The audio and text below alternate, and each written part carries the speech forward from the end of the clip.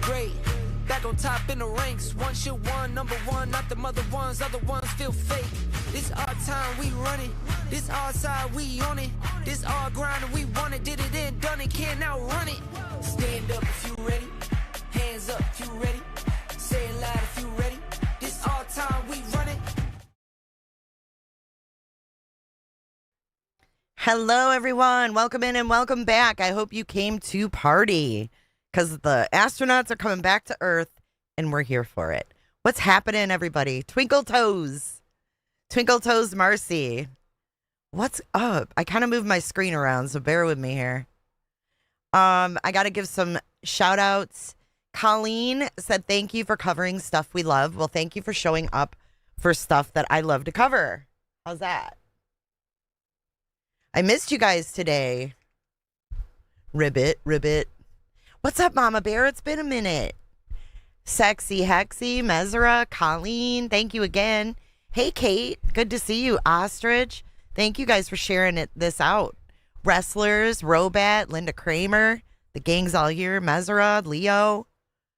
Look at you guys. Twinkle Toes, Marcy. Hey, Cooter Clippers. You weren't Twinkle Toes when you sent these because I was sitting here. Thank you for your super sticker. And then thank you for your other super sticker, Twinkle Toes, a.k.a. Marcy. I'm going to have to get that soundbite for you. And Ostrich is celebrating 8 months of cootership. Thank you so much. Are you guys excited? Put your thumb on the thumbs up if you're excited tonight. Jammers is here too. Hello. Nick Stan, hello. All right, let's get some audio. The control room looks really excited. Like, fuck it, they look like they're ready to party. Hey, Evelyn. Hey, Penny. Hey, Sparky. Hi. Charlie. Beans is here. Thank you for your super chat. Thanks for coming to party with us. And then she sent out cease and desist letters too. Oh, Hexy is celebrating 22 months in Hey, Cooterville. Can you believe it? Clippers. Almost 2 years, girlfriend. Tiffany B. Canes. Yeah, Space From now. Nerds. Here we go. Shut up, Meg. 6:53 and 30 seconds is what is pegged for All entry right, let's see. interface at an altitude of 400,000 feet, traveling at approximately 34,800 feet per second. Hey, Range Jules. to touchdown Ark, or splashdown, good to see ya. 1,701 nautical miles. If I missed you, hello. 24 seconds after entry interface, we will enter a 6-minute blackout period. 20 in months which, for we will Robat. lose Hexy's communications got with you the beat crew. by a This is couple months. expected due to the buildup of Thank you for your plasma support, guys. around the vehicle. That's an ionization effect. So happy to see due you guys to the, tonight. collision, if you will, of the velocity of the spacecraft with the friction of the Earth's Doesn't the atmosphere. control room, like, they need to, That like, 6-minute really blackout is curb their expected to begin at enthusiasm. 6:53 and 54 seconds. Hi, p.m. Susan. I'm Central glad you Time. like it. Hi, Karen During Lee. that period Hi, of time, Alice. Hawkeye. we will reach our peak speed of 24,661 miles per hour.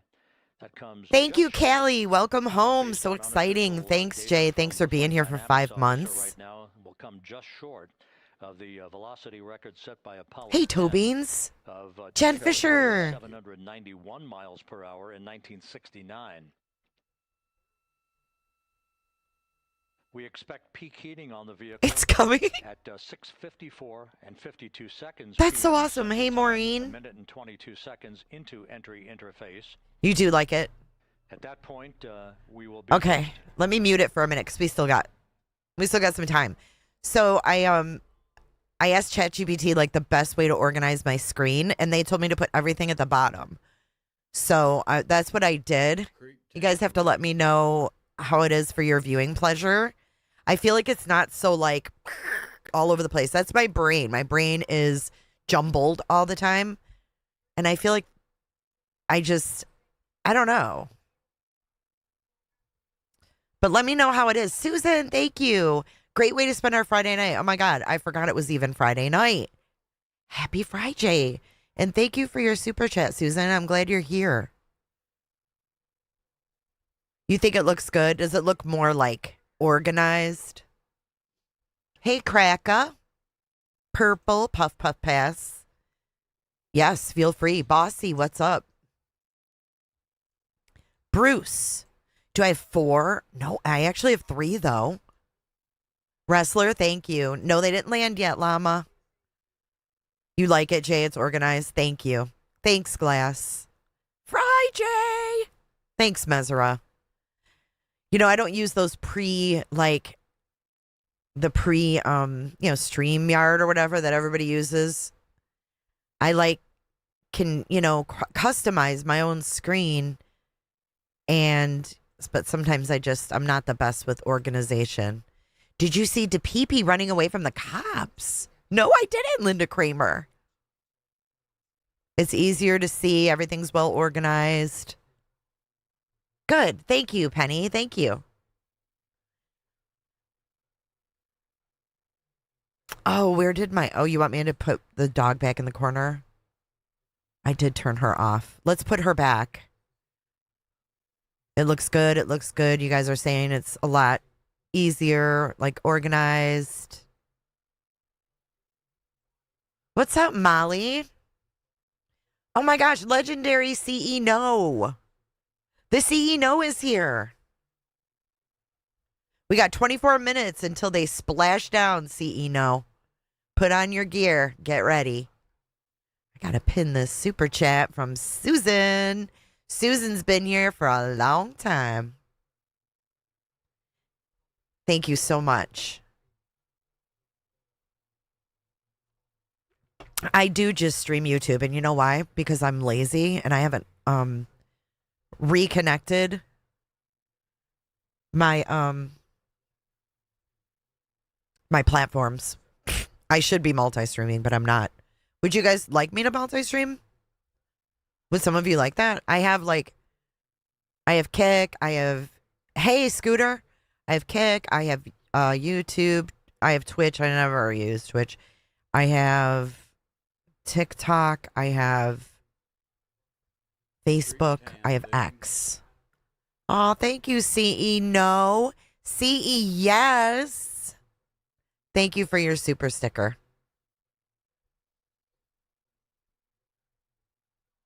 I thought about it. I mean, what's the harm in multi-streaming? But oh, here we are. Integrity, Orion in the EI roll 180 attitude. Here we go. Looks good on board, Jackie. TikTok, they're so persnickety though. I swear too much. Hey, Snazzy. Out of one of Integrity's windows, we had a call for 3 good barrows. Those are barometric pressure sensors that feed hey, Driftwood. Altitude and rate of descent information to Integrity's computers that will trigger the parachute deployment sequence. We are less than 9 minutes away from entry interface, 22 minutes from splashdown. Ooh, entry interface. That sounds complicated. We're 9 minutes from that. Can you believe it was 10 days ago that we were sitting here watching them take off, reliving our trauma of our youth of watching the Challenger? Hey, Catabug. I never open TikTok.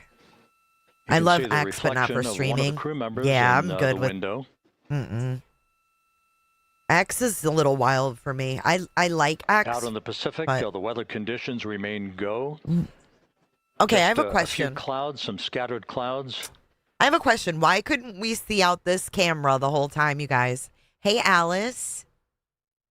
I want to know, Space Fairy, hello. I want to know why the hell we didn't have the window view when we wanted it. Oh, how do you do a cooter chat? Can one of the mods put the cooter chat in and I will pin it?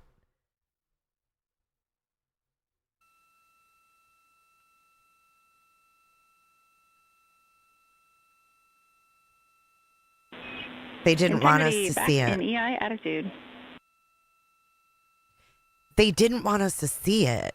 That's effed up. But what if something happens going through the atmosphere? Do they know they're in the clear? More, Jackie. Like, are they not worried? Hold on, I've got to get Rue back up here. Summer Rue. So what's up? Did you guys check out my video earlier? Houston, purge is complete. Crew and vehicle are configured for entry.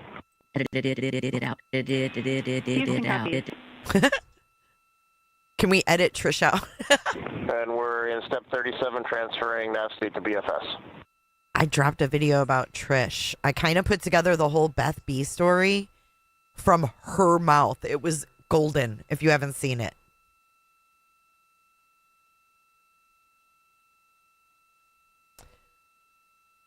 When it separated, they went to blue screen. Did they really? So they're being very careful. I guess, I mean, that makes sense, right? And Houston, in instruction 509, that makes sense, Charlie. Not below 0.2. That makes sense, Charlie. Yeah, you can see their orange suits. Did you guys also see Brian Koberger's hands? Integrity, no action required. Integrity.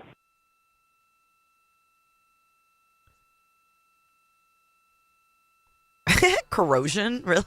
You're funny.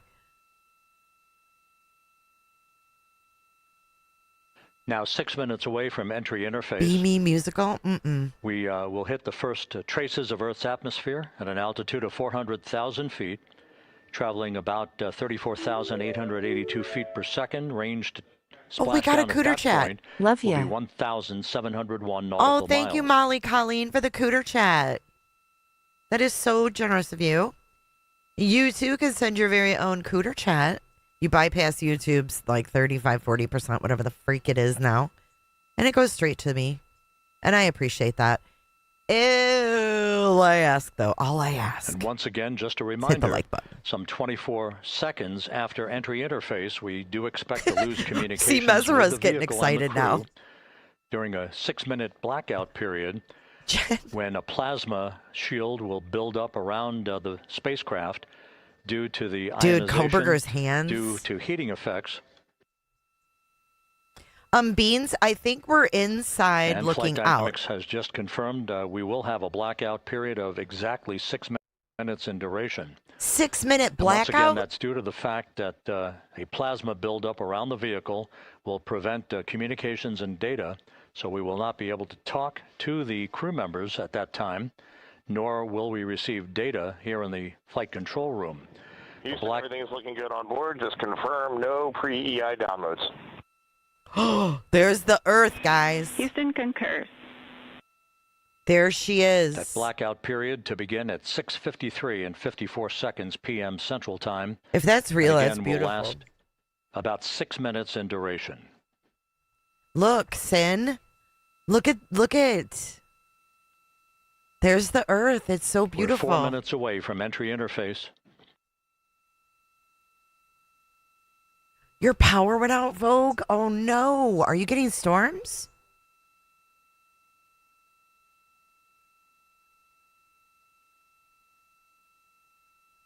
I know. Can you imagine splashing down in the water? I'm really nervous too, guys. We're glitching.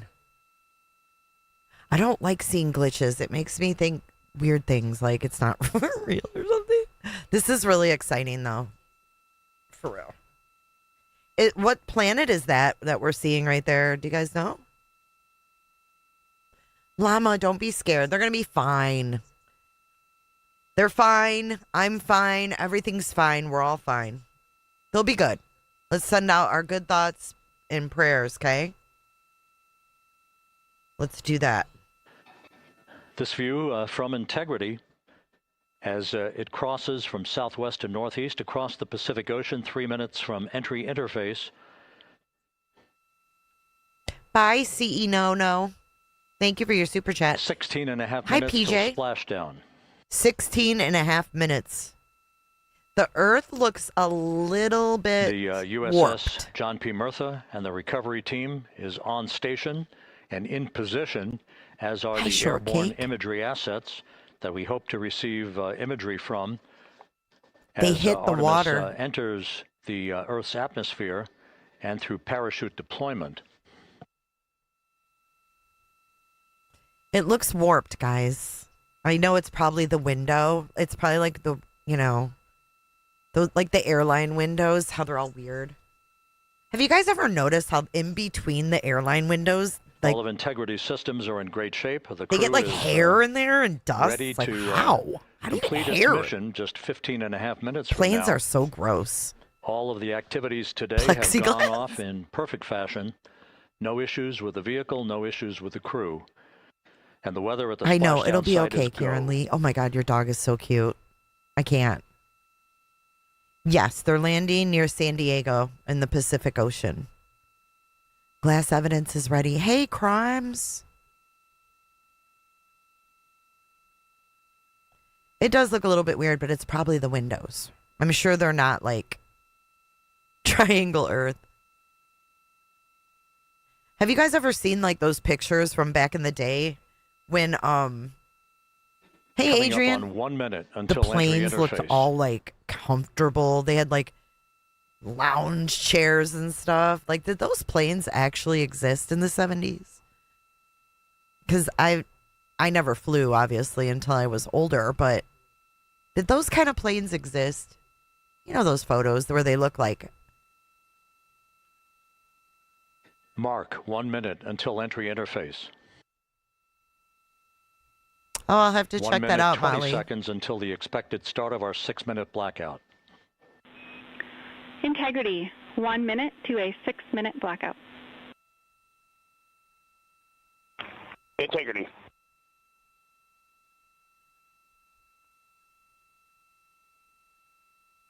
It's a pretty crazy view, huh? It does look lopsided. This definitely is not proving that it's not flat, though.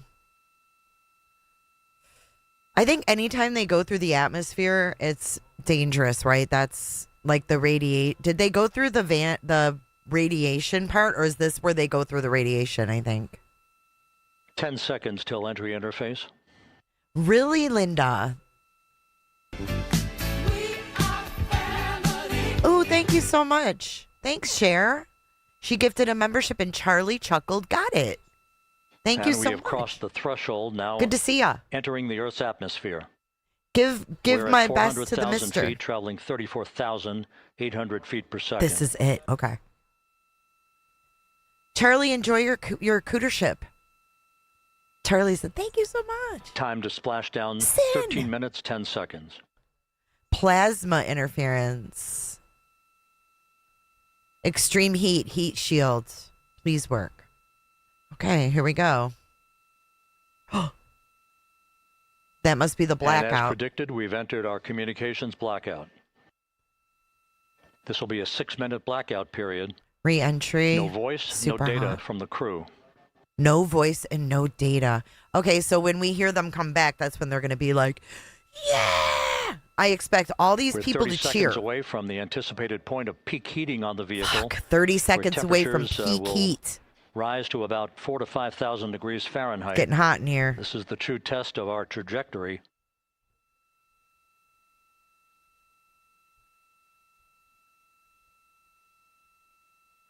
And from the G5 aircraft in the vicinity of the splashdown zone, this view of integrity. That's them. Y'all, that's them. So right. that pinpoint of light shows the vehicle as it enters the period of peak heating in the Earth's atmosphere, the first tug of gravity being felt by Integrity's astronauts since their launch back on April 1st. Is that right, Corrosion?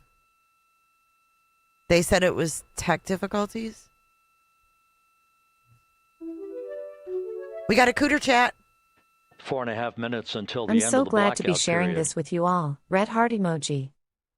Thank you so much, Nick, and we're pleased to share it with you too. You guys literally were witnessing history.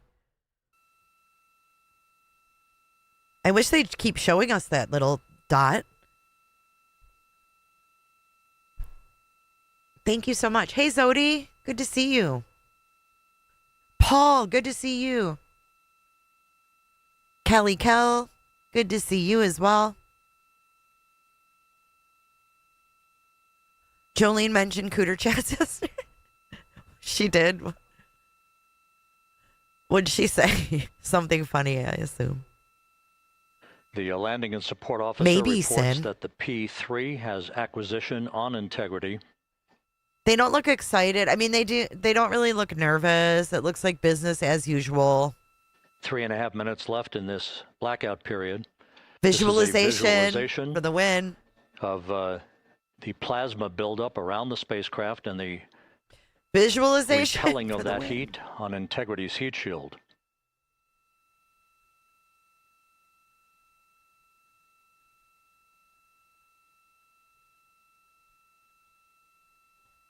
Nope, this is yet another just visualization, but at least it's animated this time. I told her you do have cooter chats. Karen Lee, I'm glad you're here too. Hey, Crystal. Good to see you. Flannel, good to see you. I hope I didn't miss anybody in chat. If you're hanging out and just watching silently, don't forget to hit the like button. Flight It does Dynamics help. reports Make that airborne assets in the vicinity of the splashdown zone do have a visual on integrity. Still 2 minutes and 40 seconds 40 left in miles our from blackout Earth right now. period. Time to splashdown, 9 minutes, 35 seconds. I wonder why we have a guy announcer now. Where'd the girl go?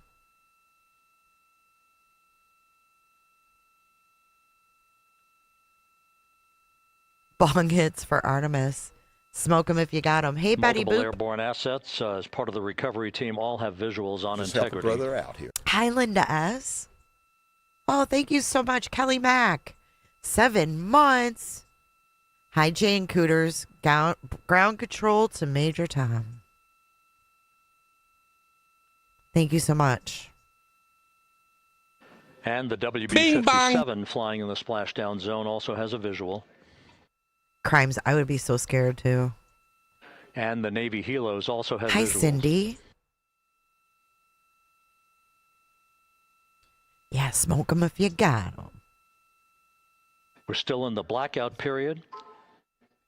Still do not have communications from the crew. I can't wait to hear their voices. My goodness. They have no countdown. It's just the visualization, guys. Let me make sure we're live. We are. Okay. I don't know why I'm whispering.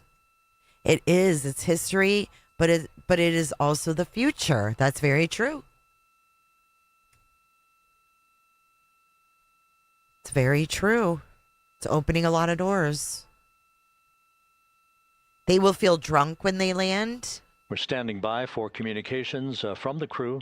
We should be out of the blackout period less than a minute from now. What if they had like moon pot, like moon marijuana? I bet you they could grow it. It gets a lot of sun. Well, you will see it a little bit ahead of me, L. Davis, just because I'm streaming the stream and you're watching the stream directly. So there's going to be a processing slight data from integrity. Uh-oh. We went black. Oh. Kraka says I'll be there. Yeah, like moonweed. Miracle alien cookies. I mean, we already started naming it after them. So. Landing and support officer reports the small boats are en route to the splashdown target zone. Moon lettuce. Oh, what is that? We see the weird. It looks like the eye of a hurricane. What is that? Hello? Looks like a tree on the right-hand side. What the hell are we looking at? Why do they do this to us? Where's TM? The only person we're missing is TM.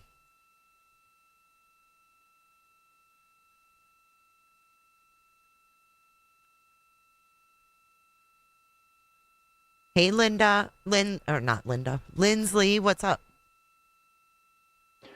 Passing through 150,000 feet, our trajectory is perfect. Oof. I don't know what We're this getting is. intermittent views. Oh, I guess that's of them. Integrity. Still waiting to establish voice communication. Okay. We're being patient. Integrity, Houston, comm check, post-blackout. Houston, Integrity, we have you loud and clear. Oh, okay. Your trajectory is nominal, and your recovery teams have visual. Okay, Guide cool. looks good. No action for the enabled internal camera controller fail. They're so Big calm. cheers from the viewing room here in Mission Control as Big voice cheers. communication reestablished with Commander Reed I didn't hear Wiseman. shit. I didn't hear any For cheers. America and a waiting world, Integrity But we'll is cheer. 5.5 Yay! minutes away from coming home.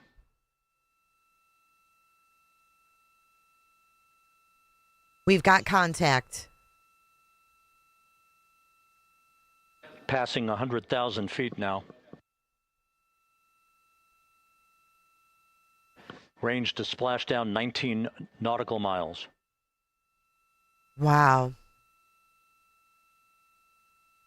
Exactly, Sparky. Chain smoking, nervous, leaning over their desks. Look away if you are bothered by flashing lights, because it's like a strobe light, you guys. If that's on your big screen, it might bother you, so you might want to look away. Okay, we're done with the strobing. Integrity impact to the camera controller fail is no cab 1 views of the chutes. What? No cab 1 view of the chutes? Integrity.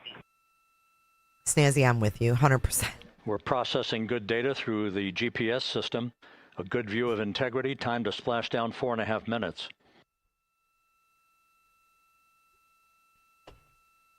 There they are. This is so And a view wild. of integrity from the WB-57. We're at 50,000 feet.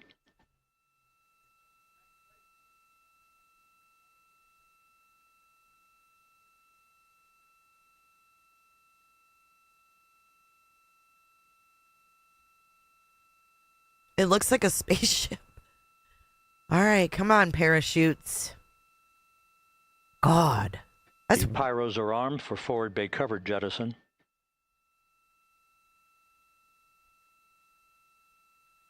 It looks really fast. Where's the parachutes? Yeah, I guess that's what they're in, you guys. I don't know. You can't make it up. And there go the first series of parachutes. There we go. And we're on drogues. There we go. And Houston, we're visual 2 drogues out the window. Nick. 2 good drogue shoots. I'd be like, okay, we Next need up. more. We copy, we see them. Next up, the deployment of pilot parachutes that will pull the main chutes out.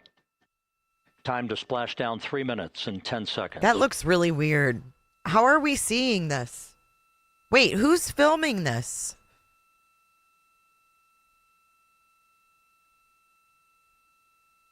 Perfect descent rate according to flight Oh my dynamics. God. On 2 drogues. We see the same on board.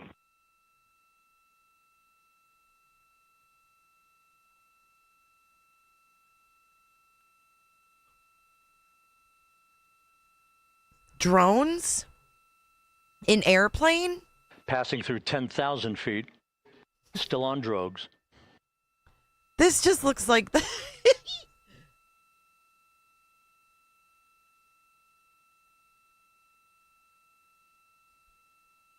Oh, there's more. Here it comes. Main chute deploy.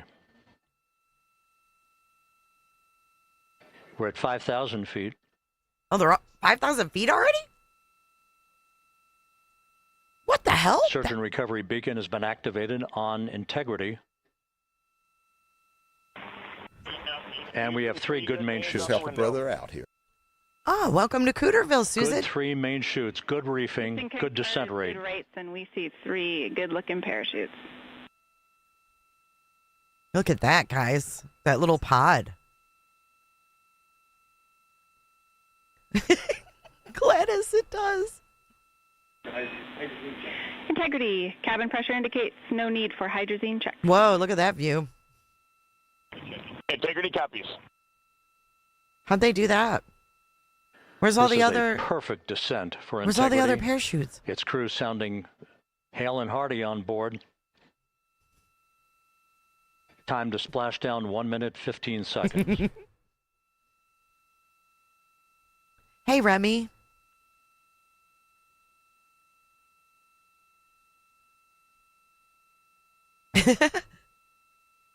Welcome Integrity home. about to complete a journey spanning 694,481 miles from its launch from the Kennedy Space Center back on April 1st, and a trip around the moon. It must stink in that pod, man. I'd be like, ugh, get me out of here. Those 4 bodies for 10 days in the stinky toilet. Ugh. They're probably going to be so glad to touch Earth. Oh, ER Florida. My friend was an engineer for the Apollos. He would have loved to see this. That's so cool. Thank you for being here.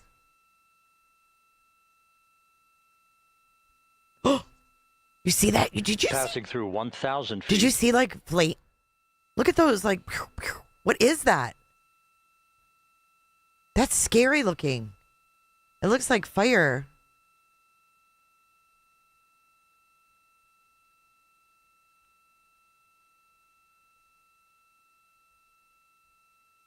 Don't be nasty sometimes. Do you see that? You don't really see it in this one. There is like something there. I don't know what that is. It doesn't look good, says Crystal. It's from reentry. Houston Integrity, Splashdown, sending post-landing command now. Oh my! Splashdown confirmed. I had no idea they were there. Splashdown, waiting on VLDR. Splashdown confirmed at 7:07 p.m. Central Time, Was that 5:07 them? p.m. Pacific Time. From the pages of Jules Verne to a modern-day mission to the moon, a new chapter of the exploration of our celestial neighbor is complete. Integrity's astronauts Wow. back on Earth. It didn't even seem like they were that close to the water yet. It always looks fake. That's why. And the landing and support officer reports the vehicle is stable 1. We still will be deploying the crew module uprighting system to maintain that orientation. A perfect bullseye splashdown for Integrity and its 4 astronauts. Glug, glug, glug, glug. Oh. The plasma. Flo, Bo. Flo's here. Hey, Sherry Cardwell. Yay. Hello, Clad.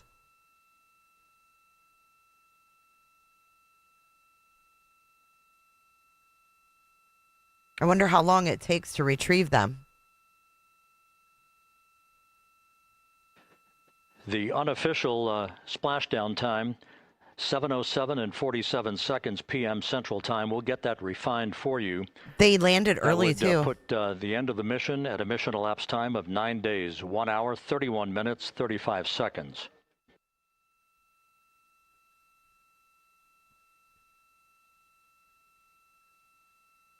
And we're configuring for very low data rate. 40 minutes. Wow. Once again, splashdown occurring in the Pacific, southwest of San Diego. You did. At 7:07 and 47 seconds p.m. Integrity, Houston, comm check on VLDR. A doctor goes in and checks their health. Houston, we have you loud and clear on VLDR. How us? We have you the same. We'll meet you over in post-landing. Is that them talking? They're so calm. Perfect communications established. A journey. We are stable 1, 4 green crew members. Houston copies all. Reed Wiseman reporting 4 green crew members. That is not their complexion. That is the fact that they're in great condition. That's what that means. They're in great condition, So guys. stable 1, upright. The Thank crew you, module Susan. uprighting system is being deployed. The 5 airbags being inflated through helium to maintain the upright configuration for the vehicle. This was a textbook entry and a textbook touchdown for Integrity. Reed Wiseman, Victor Glover, Christina Cook, and Jeremy Hansen back on Earth after a journey around the moon. Wow. I know. I love it. Thank you for being here with me. Sounds like they're all good. When they went to the moon, they used to quarantine them before they could come out. Really?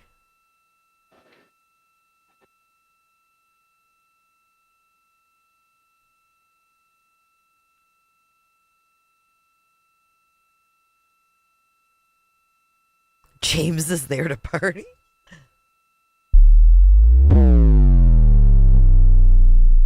Lisa says, talk about road trip.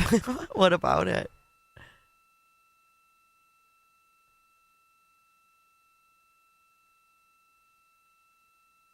I wonder if they'll be able to We walk. continue to monitor the functioning of the I can hardly CMOS walk system. when I get off a treadmill. The airbags are being inflated to maintain a stable 1 or It's upright embarrassing, but configuration. true. And there's a good view from one of the naval helicopters hovering overhead. Wow. Reed Wiseman reporting 4 green crew members, meaning they're all in excellent shape.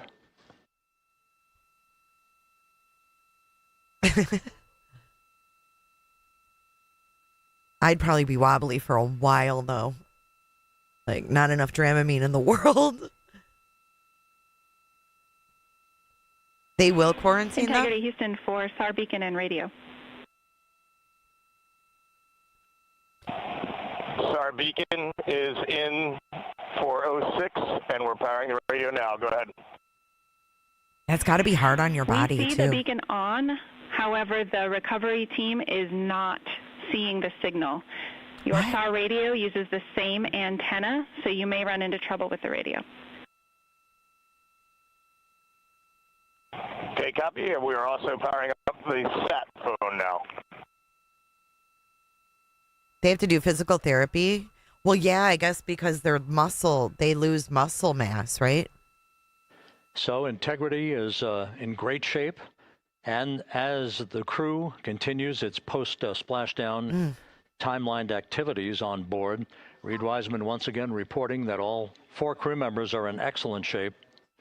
Thanks for that, Marty. And we have 5 inflated airbags to maintain an upright configuration so that the recovery team can now begin a slow approach to the vehicle.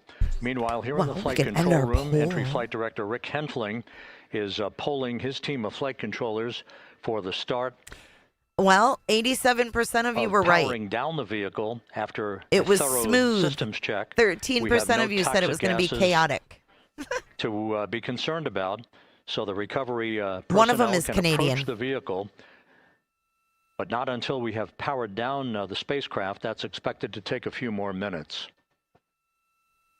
It was smooth. You did, Colleen. I hate when I bite my tongue.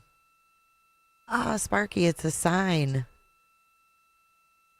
Lisa discovers, what's your question about the road trip? 311 space nerds here right now. Whoop, whoop. I love that. You guys are awesome. Integrity back on Earth following its historic flyby of the moon. It was, for all intents and purposes, a textbook mission. On 2828, but I'll remain on this frequency. Where are they? They need to find them. We copy. You're awesome, Leo. Reed Wiseman indicating some trouble with the SARSAT phone on board. But that's we not need an the issue. SAR. What is more important is that the vehicle is solid. No issues as we begin the power down of the vehicle to begin the recovery process.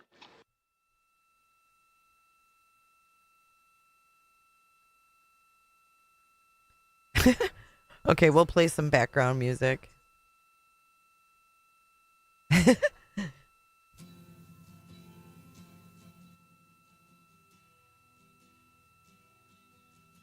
They have to drill them out?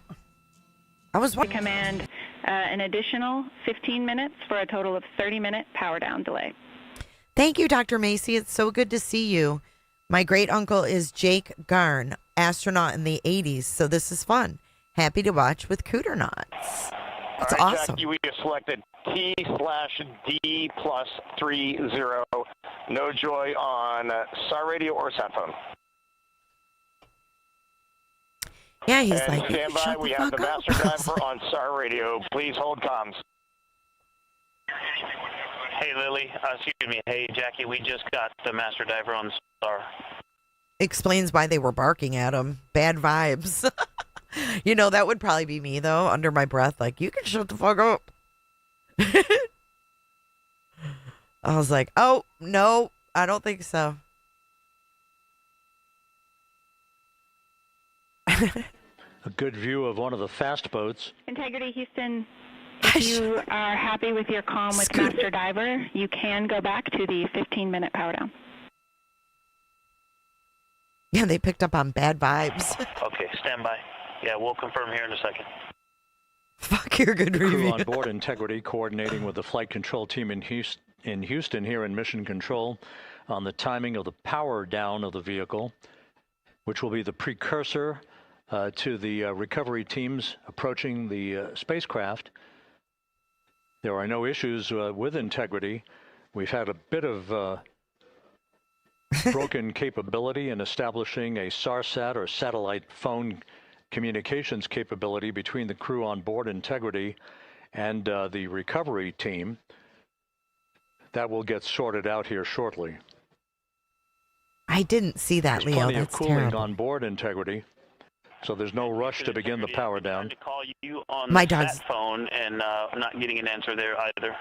Is the SAR people okay? Do we need to send SAR for Concur. SAR? We haven't had anything come through. They can't find the SAR people? They have no contact with the SAR team. This is not good. Lobsternaut. We need a cooter knot. Like a cooter with And Houston, if you could relay helmet, to space helmet. recovery that we hear them, but it does not appear as though they are hearing us. Oh, they can hear them at least.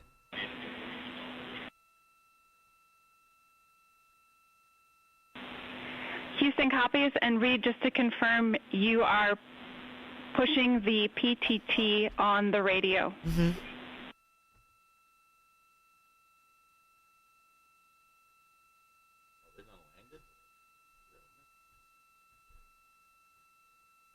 They're having technical difficulties So talking to the SAR sort crew. out the communications between Integrity and the recovery teams, we are standing by for the initiation of the power down procedures that, as you see, the recovery teams are moving towards the side of the capsule.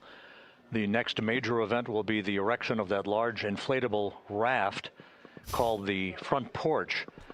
The erection of the front porch is coming up next. Protocol for the crew as they're being extracted one by one Hey, from Linmo. the vehicle. Oh, shit. Did I end my stream? Oh, my God. What happened? Integrity, Houston, for sat phone, Can you we guys are going hear to me? attempt to call you. Oh, my God. Good idea, standing by. I am so over myself. I'll be right back.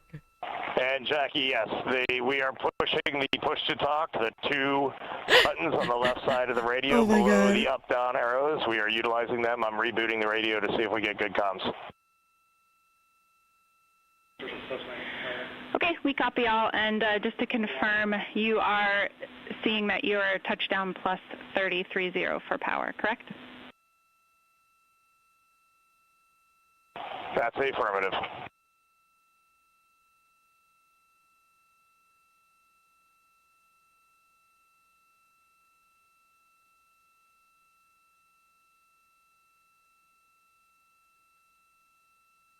Oh, my God.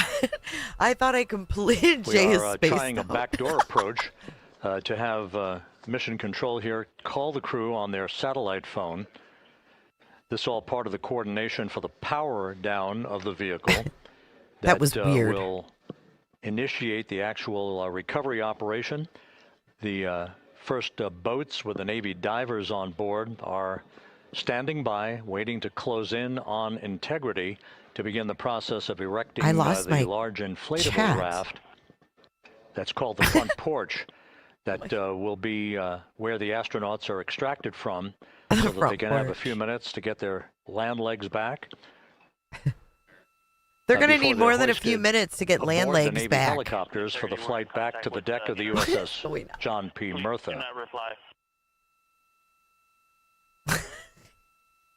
I am totally having an airhead moment. My goodness.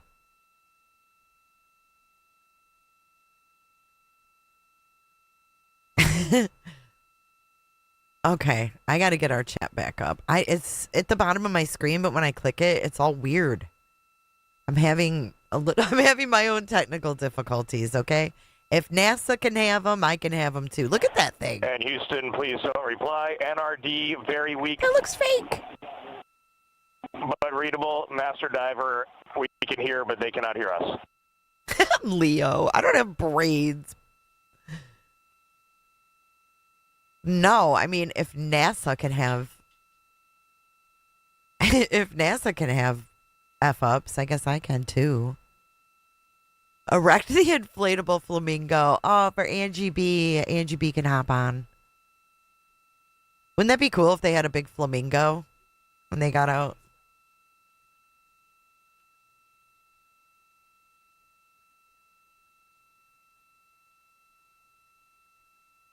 Goodness gracious. NASA's having problems. I'm having problems. There we go. Potato, you're up late. Vogue says, And what's fake about it? On OE1, is there any chance to tie us into NRD? It just doesn't look like something that just came from space. I don't know. It's just weird.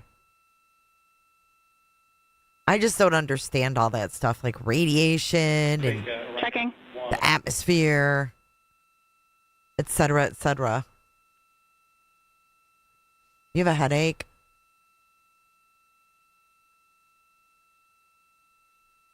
What do you mean, Catabug? Gladys Kravitz, you are cracking This me is up. Mission Control, Houston. While we stand by for the establishment of communications between Integrity and the recovery team that is basically standing by very close to the spacecraft. I mean, this looks like the most southern point, almost, like the buoy. It just looks weird. Not like something people lived in for 10 days.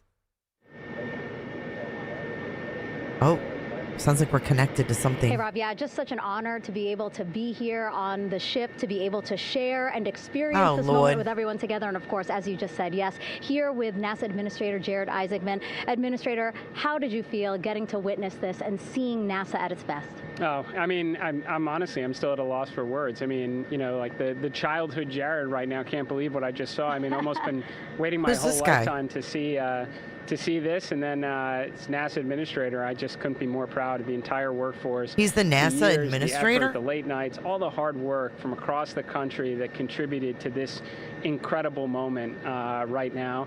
And yeah, incredibly grateful too for our teams here on the John P. Murtha right now. Yeah, look at the behind us here. We got everybody. Hey, what do you guys think? We just brought some astronauts back from the moon, huh? Unbelievable. Thank you. Yeah, so grateful to the Navy, the sailors that are here, the NASA teams. I mean, this is a joint effort that's on their way right now. These recovery forces are getting out to our Orion spacecraft. Hey, Texas Ranger.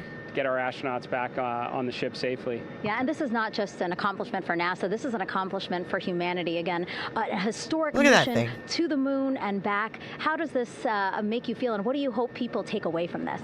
Well, I'll tell you. You know, I think about the crew members that we've all had an opportunity to observe over the last 10 days, right? I mean, these are absolutely professional astronauts. I mean, wonderful communicators, almost poets. It looks like a spaceship. Does it not look like a spaceship to you guys? Like something we've seen in like a sci-fi movie? A better crew. He's a wannabe astronaut. He looks like he's like 20 right now. So yes, it's a huge moment for everybody, right? I mean, we are back in the business of sending astronauts to the moon, bringing them back safely, and to set up for a series more. I mean, this is not a once in a lifetime, which you hear right there. It sometimes looks like a around here. mushroom. It's like, this was a once in a lifetime. No, it's not. This is just the beginning. We are going to get back into doing this with frequency, sending missions to the moon until we land on it in 2028 and start building our base. Yeah, are we going to build on the momentum for Artemis 3? I mean, it's just around the corner. Absolutely. So, I mean, that's, you know, part of me too. Like, I can't wait to get the crew off of Integrity right now, but also getting Integrity back on the ship so we can start taking a look at it. Getting old. All that data is so precious to us right now. I mean, we are going to definitely want to take a good look at the thermal protection system. We're going to want to download all the data they couldn't transmit back to us and use that to inform Artemis 3. But we're already making progress, right? You had SRB segments already showing up at KSC. Core stage for Artemis 3 is rolling out on April 20th. We're getting Mobile Launcher 1 back in vehicle assembly building. So yes, there is a lot to celebrate right now on a mission well accomplished for Artemis 2, and at the same time, we got to start getting ready for 3. Amazing. And last question, you know, for people who joined us for all 10 days to see what we can accomplish together with our international partners, what do you think about the fact that we're going to keep keep doing. I think this we all more have and been more back and and more. forth with it. It's incredibly exciting. It's I mean, surreal. yes, it's the contributions, like the best and brightest across the NASA workforce from across the country, our industry partners, our international partners. We had a Canadian Space Agency astronaut on board in Jeremy. We had the European Service Module. And you think, in the days leading up to this launch, I mean, 48 hours prior to launching Artemis 2, I was meeting with the Italian Space Agency. We signed a memorandum of understanding to build a habitation module on the moon. I mean, you have countries, all of our allies and partners coming together saying, we are committed to this effort. We are returning to the moon. We're doing it to stay. We are building that enduring presence. We are going to master the skills on the surface of the moon so someday we can undertake missions to Mars. It's just an exciting. We got a lot of things from the space program. We're not going at it alone. We're bringing from the engineers at the space program. Do you want to know the products that they have developed because of the space program? Oh my God, they're screaming again. Awesome. I love that. Okay, well, thank you so much, Administrator. Appreciate you being here. We're, of course, going to stay on to watch the crew get extracted from Orion, so stay tuned, and we'll see you back here shortly. We have memory foam. It was originally called temper foam for aircraft seats. We have scratch-resistant lenses, cordless vacuums and tools. Those were developed for the Apollo lunar drilling. Camera phone sensors, water purification systems, ear thermometers, Velcro, freeze-dried food, improved baby formula, thermal blankets, the Jaws of Life, hydraulic rescue tool, firefighting equipment, artificial limbs, flash drives, satellite TV. Oh, Velcro was not invented by the space program, but NASA used a lot of it. Velcro, that's not true. It was invented in the 1940s. There's your little brief history lesson from Jay. As per the procedures, so we have vehicle powered down, and the flight control team here in Houston, Flight Director Rick Henfling, has handed over mission authority to the Exploration Ground Systems team out in the Pacific. Now, we will physically not get off console with this team until the crew has been extracted into the front porch, that inflatable raft that will be erected along the side hatch of Integrity. So we're standing by for that in the next step in the recovery procedures. But everything is in great shape, and we have 4 healthy crew members on board the vehicle. Did you know that during the Apollo program, NASA partnered with Black & Decker to create battery-powered tools that could be used for moon exploration? Hence, all of your fabulous power tools that you use were formulated. All of the entry events went by the book, no issues, perfect trajectory for Integrity.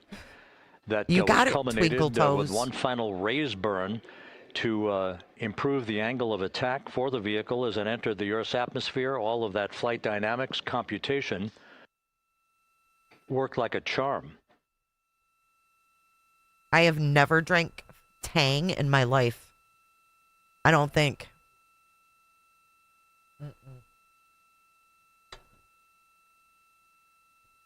If I did, I drank it once and didn't like it because I never drank Tang. You guys actually drank that shit? Really? You loved it? Toe beans.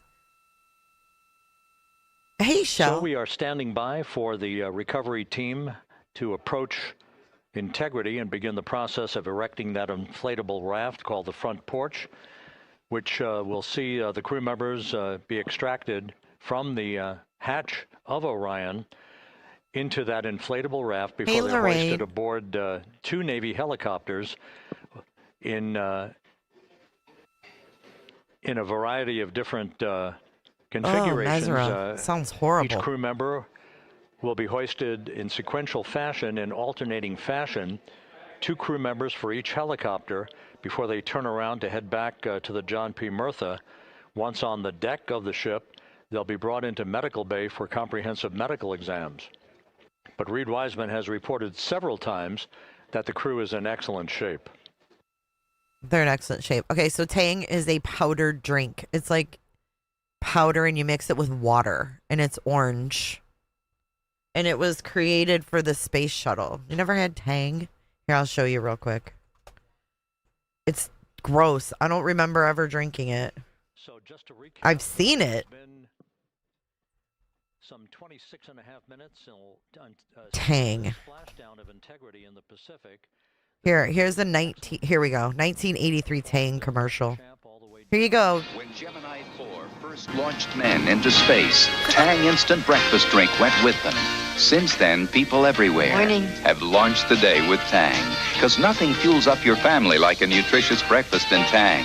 Tang has a fresh orange taste, a full day's supply of vitamin C in every glass, and it costs about 1/3 less than orange juice. From Gemini to the shuttle to Earth families, great mornings have taken off with Tang. Launch your day with Tang, people. Is that awesome or what? 1983, people.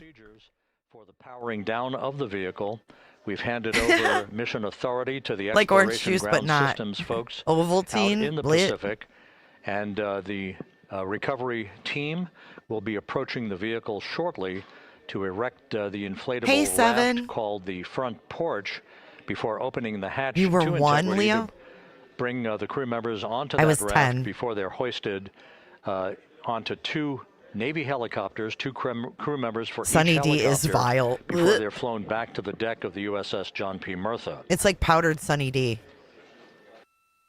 Powdered orange juice created for Apollo. It's pretty cool though, huh? And see how they marketed it to us?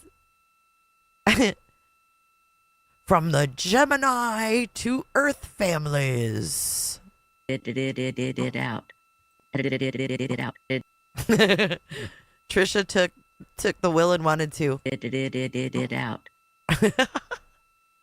I really can't stand this woman. She has done some vile things to her deceased friend, and it's horrible. We need to her out. Cooter Tang? Cooter Tang. Wang Dang. Sweet Poon Tang.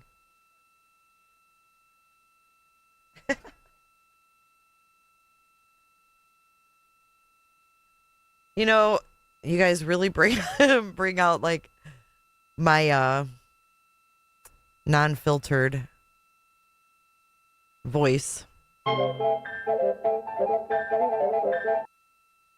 We have no audio, but we have a close-up of the pod.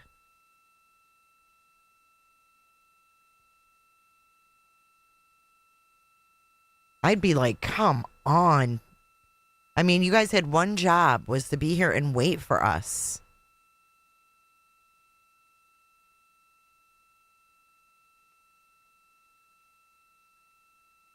Drink Tang, fly like the astronauts. Look how battered. It's all burnt.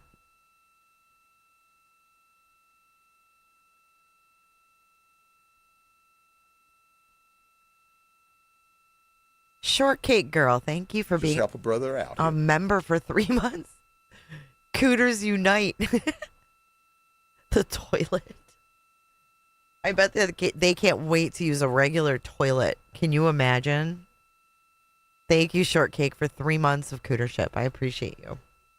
Thank you for your support.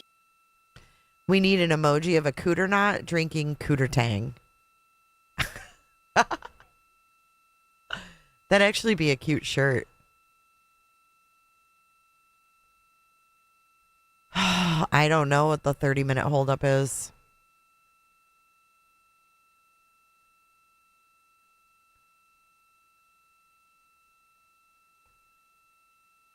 Let's see if we can see him on flight radar. This is Mission Control Houston. After talking to the flight dynamics folks, we have a bit of a refinement on the splashdown time for you. Okay. Their computation shows a splashdown time of 7:07 and 27 seconds p.m. Central Time. Oh, thank you for that correction. 7:07 and 27 seconds p.m. Central Time.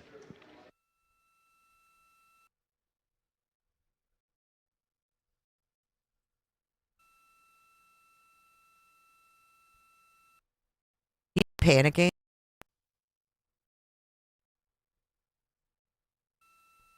I think this flight radar just like made me lag or something. Do they have to resort to using those That would bags? equate to a mission elapsed time of 9 days, 1 hour, 32 minutes, and 15 seconds. I'm closing out flight radar. It just jarred me right up. Once again, from Flight Dynamics. Sin? A splashdown time of 7:07 and 27 seconds p.m. Central Time. That the crew remains in excellent shape. Sin, you're going to have to clean. Okay, Sin has to clean the space toilet. The team for a final hazard gas evaluation before they move to the side of the vehicle to erect the inflatable life raft called the front porch. Front porch. Don't be nasty. Sometimes. Don't be nasty sometimes, people. Did you guys watch the interview room last night?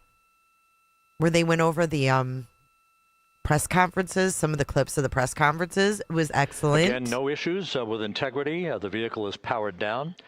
All of its systems are now safed. We have handed over mission authority to the exploration ground the systems hygiene folks in bay. the Pacific. But we will not go into the clinker, the big house. Have the entry flight control team depart its positions until that inflatable raft, the front porch, is erected, the hatch open, and the crew having exited the vehicle. So that's the next step in the recovery process that will lead to the hoisting of the crew members. For 2 crew members for each helicopter. We need to do an erection They'll be count. hoisted to a pair of Navy helicopters that will then fly a short distance back to the USS John P. Murtha. Hey, Cooter Clippers. What you're looking at is one of the fast boats circling the vehicle to make a hazard assessment.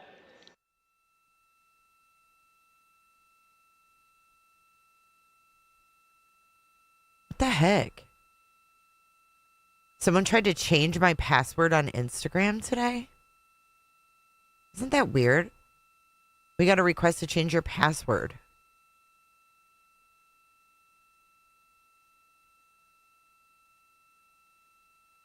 I never even use Instagram.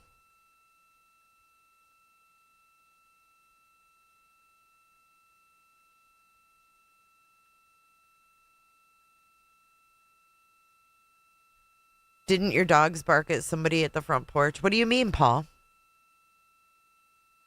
Oh, you think it might be fake? I'm not going to click it. Natalie says, check your email. Okay. Will do right now.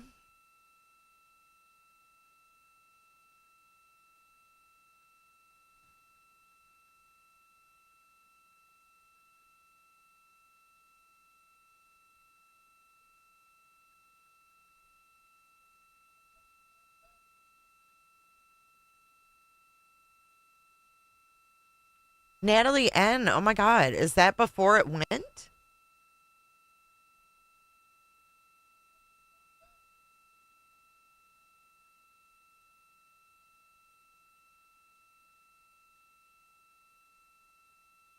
What the heck? When? What is this from? Natalie, can I play this? Wait, okay, hold on. That's the last shuttle my son's Navy. Oh my God. That is so cool. That's the last shuttle my son's Navy ship retrieved. He will send me pictures and videos of this one as soon as he can. Oh my God, that's so cool. Yes, of course, that's why I sent it to you. Thank you. I just wanted to make sure. Because I don't know who's in the video. You know what I mean? She's waiting for images on this one. Oh my God. Okay, I'll be checking my email. Thank you. Oh my gosh, this is so cool. This is Mission Control Houston. Once again, you're watching the initiation of the recovery of the Artemis crew aboard Integrity. All of the Navy divers and the fast boats are now approaching the spacecraft after conducting All right, a give me a hazard second to get it assessment. pulled up, you The guys. vehicle has been powered down. Entry Flight Director Rick And Henfling thank now you, your waiting, son, for his the service. life raft, the front porch, to be erected along the side of the vehicle so that the hatch can be opened and the crew members extracted from integrity, soon to be hoisted one by one into a pair of Navy helicopters for a short flight back to the deck of the USS John P. Murtha. If you missed it earlier, we talked to Flight Dynamics and received a more official touchdown time or splashdown time, as it were, of 7:07 and 27 seconds p.m. Central Time, 5:07 and 27 seconds p.m. Pacific Time. Hike. That would equate to a mission elapsed time of 9 days, 1 hour, 32 minutes, and 15 seconds. Over 2 million people are watching this on YouTube alone. Over 2 million people. All right, Nat. I'm about to pull this up.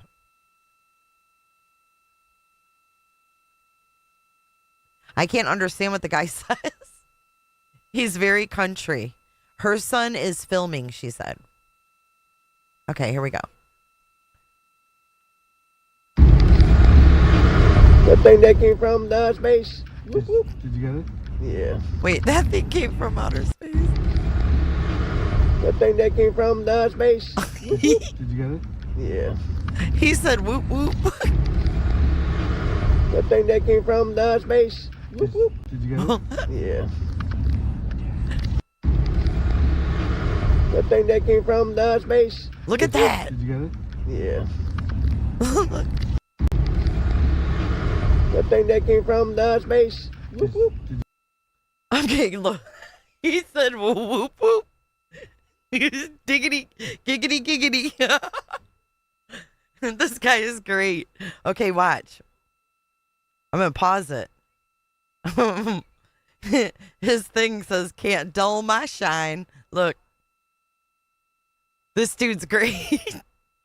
Nat, this is wonderful. Look at his keys.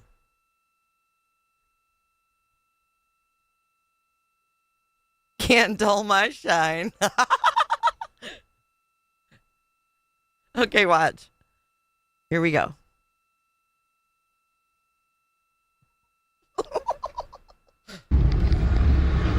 That thing that came from the space. Whoop, whoop. Did you get it? Yeah. Dude, her son helped retrieve this out of the water. That thing that came from the space. Look at that. This guy's great. He's like, whoop, whoop. Whoop, whoop.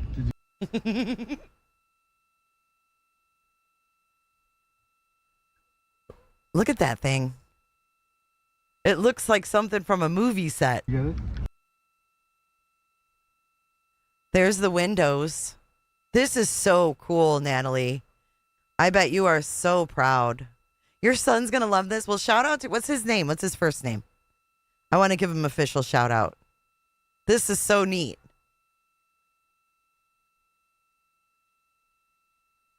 Look at that. Continuing to get excellent views from the imagery assets out at sea in the Pacific. He said that thing come from outer space. Woo, We woo. continue to get good reports from the landing and support officer, who's in contact with the recovery Oh, team. Conglo. I know he No is. issues. They're just currently biding their time, waiting That for thing the that came porch from to the be space. erected. We have no hazardous hazard gases and no hazardous situation with the vehicle. It performed perfectly all the way down from entry. His name is interface to a Bailey. Splashdown in the Pacific at 7:07 and 27 seconds p.m. Central Time. Well, this is official from J is for Justice to Bailey. Here I am. Thank you for your service, Bailey. And thank you for sharing such awesome footage. And your mother with us. Your mother's pretty cool. Thank you, though. Awesome.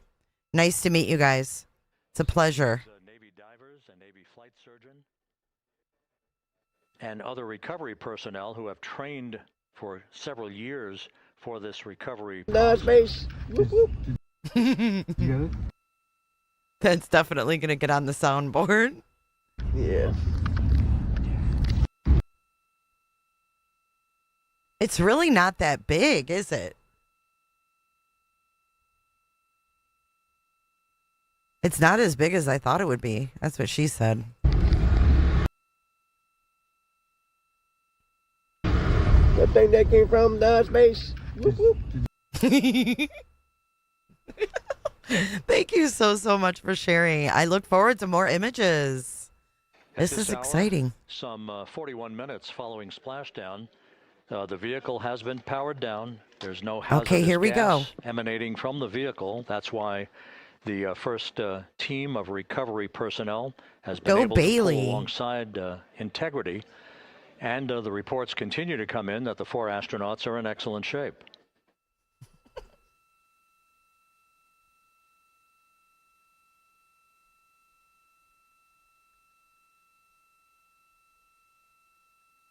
Yeah, why didn't they have the front porch ready? Oh no, driftwood.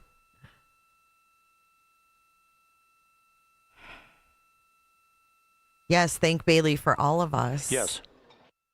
Erect that thing.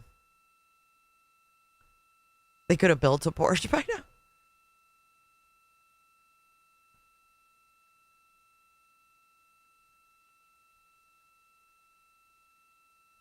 I know. Well, I don't know why they're being so careful. This is weird. He's like talking to like a one-ended. We can't hear the other side. That dang thing went to outer space. Paul. Thanks, Shell. I'm a lot younger there.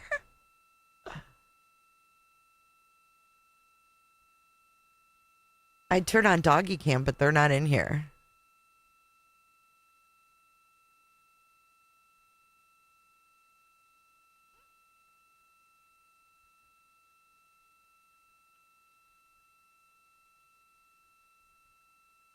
Well, they said it was going to take a minute to get him out, but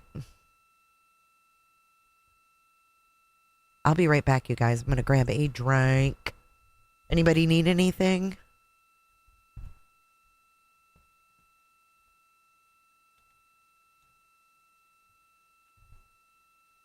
This is Mission Control Houston, continuing to watch the initiation of the recovery of Integrity's astronauts.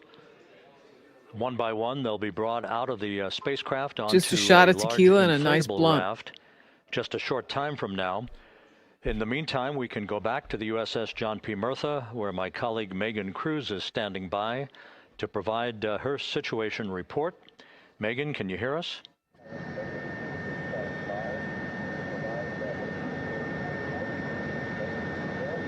Hey, Rob. Yes, I can hear you. Thank you. Yeah, we're back here on the bow of the recovery ship where there are still plenty of people peering out into the water. We are not very far from the action everyone is seeing on their screen now.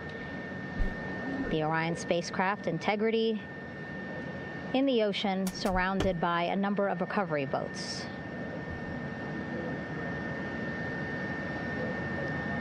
As Rob has been saying, in those recovery boats, NASA and Navy personnel specifically trained to get the astronauts out of Orion.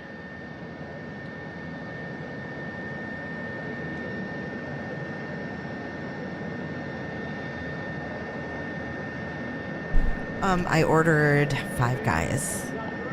In some of our wide shots, you can probably see that there are 6 boats out in the water. More than 40 people out in the water right now on those boats. What is that background noise? They're like, woo, woo, woo.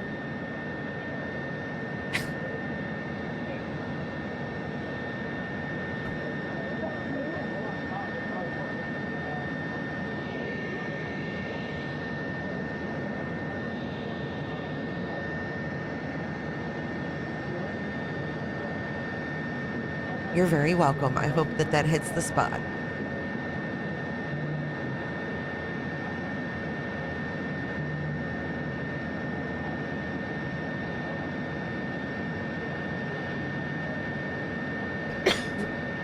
I don't remember Evel Knievel.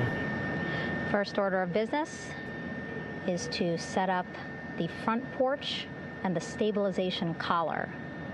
You might also hear it referred to as a stab collar. Basically just to make sure that Orion stays upright, doesn't sway in the water too much, again, to make it easier for Twinkle Toes, recovery forces to get the astronauts out. Oh my God. Oh my, I just did, Marcy. She's in preschool? Oh my God, this Again, we is so splashed down to the Pacific Ocean just after 5 p.m. Pacific time here. It's Can I show it? a requirement by NASA to be able to get the crew out of Orion within 2 hours of splashdown. Wait, what? So doing great on time so far. Plenty of time. No rush either. You know, I was speaking to NASA flight surgeon Rick Schuring earlier in this broadcast, and he said to me, you know, no rush to get the crew out. Just want to make sure that they're feeling good. And whenever they're ready to take their step out of Orion and onto that large raft, the front porch, folks will be ready. Where's the front porch? They're supposed to fit on that thing?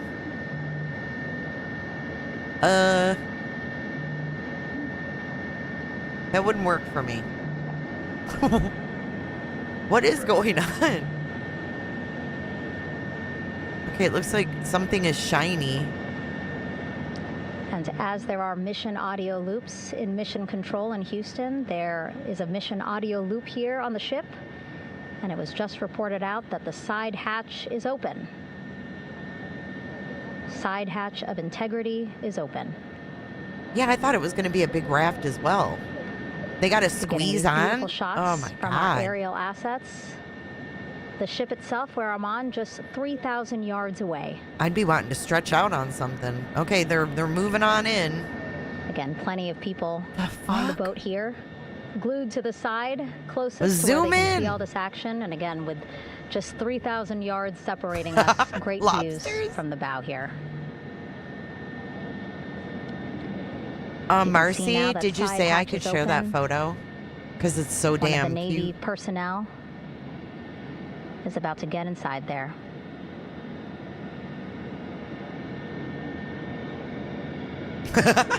Karen Lee, side hatch open. Close your hatches, Scooters. In total, 4 will go into Orion. So it'll be a little bit of a tight squeeze, but the goal is to have a recovery personnel with each astronaut assessing them. Me too. I thought it would like be a nice, easy transition, not this shit.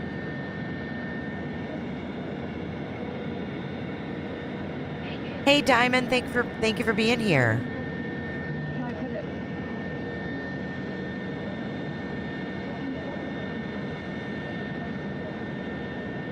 Where is Twinkle Toes? Look at Boat's getting messages. closer now. What? Again, that one that's right up against Orion, those are the divers that will go in to the spacecraft to check on each of the astronauts. These other boats will begin doing a number of things, putting on that stabilization collar onto Orion. Oh, she's a teacher. I thought a little kid did this. I was like, what? Eventually, they will retrieve the I parachutes. see it, hon. As well as tow Orion back to the well deck of the recovery ship here. I can't believe we can't get any closer than this, though. I seen it. Okay, your sister's a teacher, and she made this little area for her preschool kids. That is so effing cute. You guys, look at this. Hold on. And so as we wait for the Navy and NASA personnel to get their assessment of the crew inside of Orion, why don't we toss it back to Rob for an update? Look how cute thank that you, is. Megan. Here in Mission Control, Flight Director Rick Henfling and the entry team of flight controllers still on duty. The vehicle has been powered down for some time now. There are no hazardous gases emanating from Integrity. That, of course, allowed the recovery personnel to approach the vehicle. And okay, then wait. open the hatch Your daughter's a preschool teacher? initial Am I getting assessment of the crew as I just It's indicated. adorable. Now we're Okay, so your standing by daughter's a for the, preschool teacher. She did this for the erection of class. inflatable, That is raft, the so front cute. porch I love that. I love alongside that of the vehicle, preschoolers are learning that about will this. enable It's the crew to be awesome. extracted one by one onto the raft, have a Thank you moment for or two to sharing, get you their guys. land legs back before they're hoisted. Little preschoolers into are learning two all about hovering space. Navy I helicopters. love it. That's two where it crew members starts. for each helicopter for a Bless your short flight back to sister. the deck of the USS John P. Murtha. Teaching that new generation. Thank you for her service. All of Integrity's Welcome back, systems Tech operated flawlessly throughout the course of the approach to the Earth, the entry into the Earth's atmosphere, and all of the key milestones that followed in this high-speed return to It's Earth amazing. for Integrity.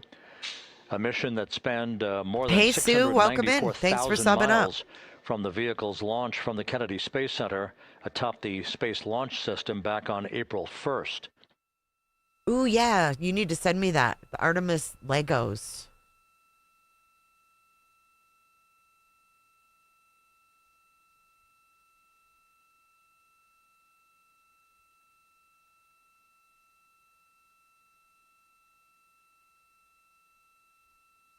Mm.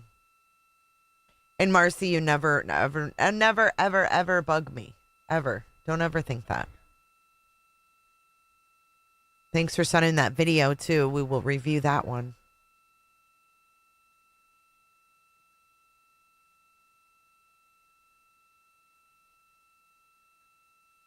Oh, my God. Paul Sorensen, you made a side-by-side of Rex and John.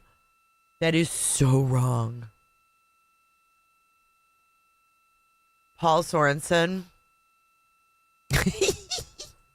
You are too much. Hey, Bo Bear. Thank you for your super sticker. You don't bug me, Paul. Thank you so much, Bo Bear. Thanks for being here tonight.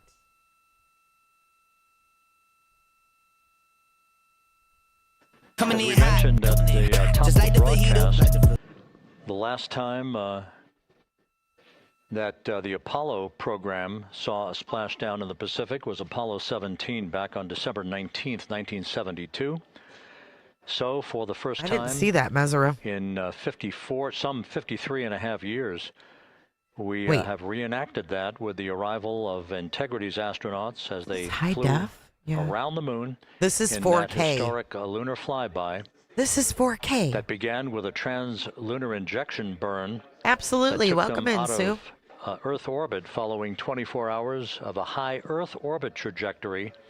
The high Earth orbit trajectory enabled flight controllers here to have a full 24 hours to evaluate the systems on Integrity and the condition of the crew before they would commit to flying to the moon. What happened? They just had the door open. Now what? Oh, this is this is the big front porch. It's like the big comfy chair, but this must be the big front porch. They're about to erect it. Right? That's got to be. Hey, Amy, what's up? What's happening? I think they're fixing to erect it now.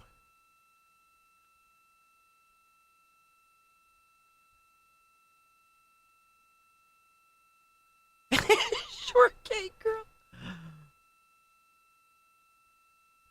Sometimes erections, they take a minute, but I think it's going to inflate soon.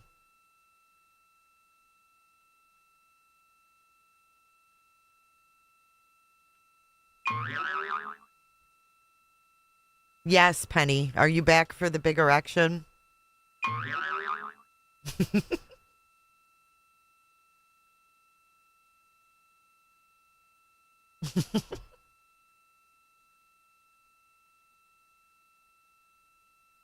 Oh my God. God forbid. If it lasts for over 4 hours, we're in trouble. Oh, okay. So the doctors went inside. That makes sense. Thank you, Lisa Discovers.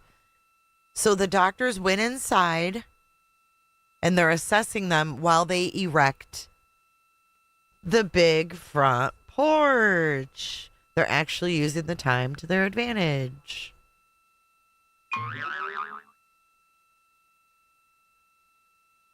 You did, Karen Lee?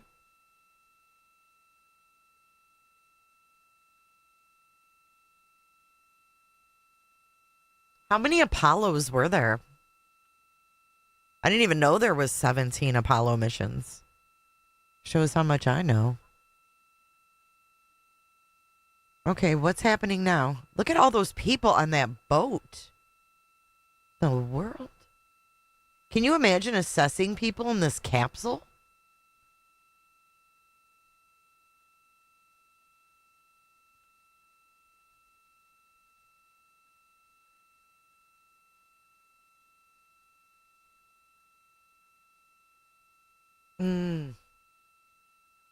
No, Hex, I miss everything. I haven't really read anything in Discord in a while. But that's cool. Was it parts for this or for NASA in general?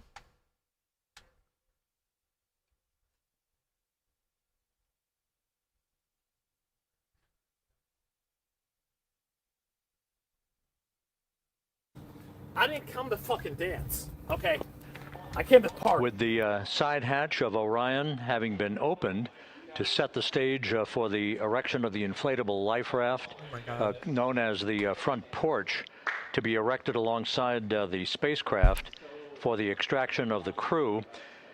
Let's play for you an interview that my colleague Megan Cruz conducted on the USS John P. Murtha with Navy diver First Class David McMahon that explains how this process is unfolding.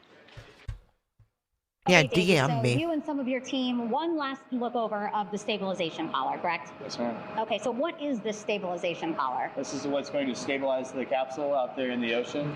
We don't know how good the weather or the waves will be that day, so this will help prevent any unnecessary occurrences from happening, stabilizing the capsule and the astronauts inside.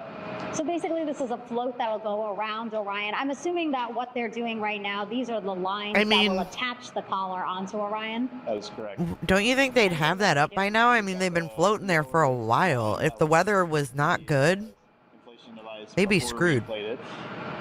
That gives us the go-ahead that it's secure in space, and then we'll inflate it, and then once that is done, we'll undo all the carabiners and get the You're not old, line Bo on Bear. top tied in the same fashion, and then this will be secured to the capsule, and the astronauts can safely take their first steps out of the capsule onto the front porch. Okay, and how long will it take them to set up the stabilization collar? We should definitely be able to handle this in under 10 minutes. Okay, wow. And then you just Look at those mentioned the front knots. porch. So basically, after they set up the stabilization collar, then they set up what's called the front porch here. That's correct. Okay, and what's the front porch? Front porch is basically a bigger waiting room for the astronauts to sit in while we wait for the helicopters to show up and grab them. Okay, so the medical team that was inside with the crew, they're going to help them out and onto the front porch? That is correct. And then what happens here? Gladys.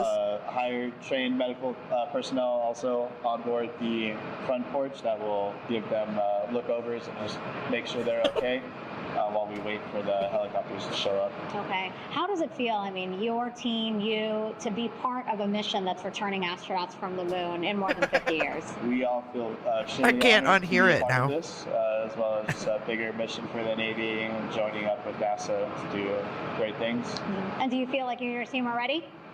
Yes, very ready. Cool. All right, thank you so much. Thank you.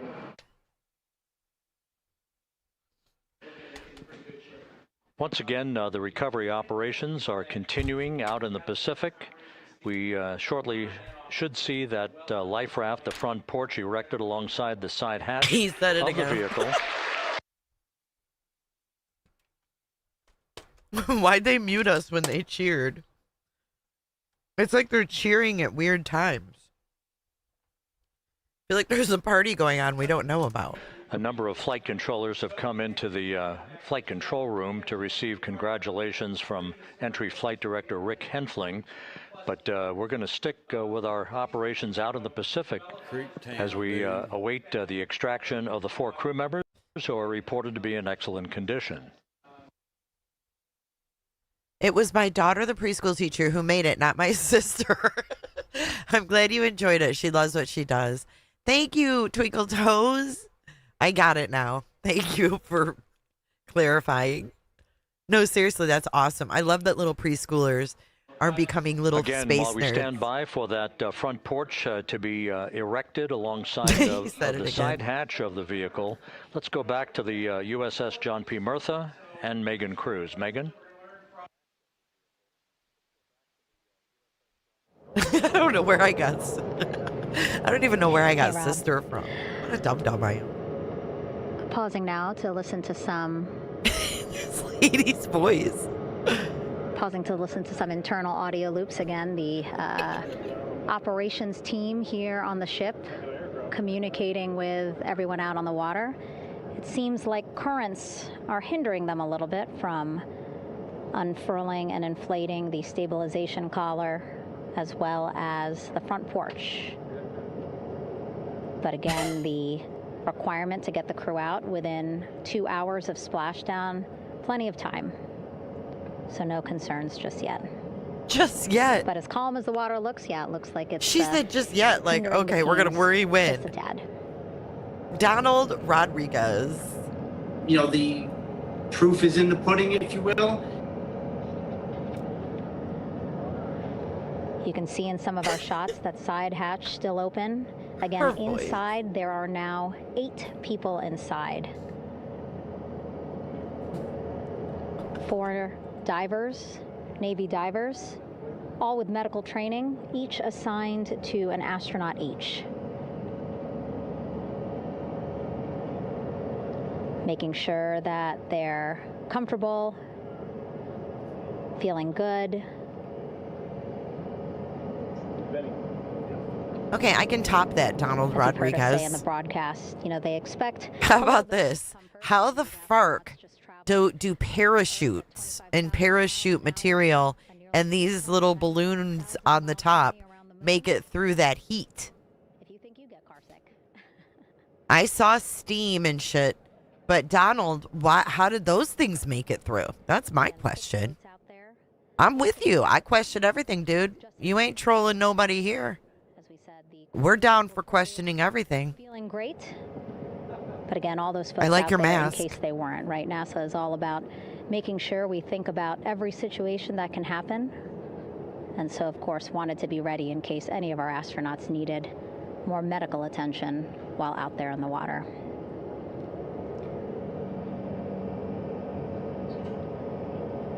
You see now teams, again,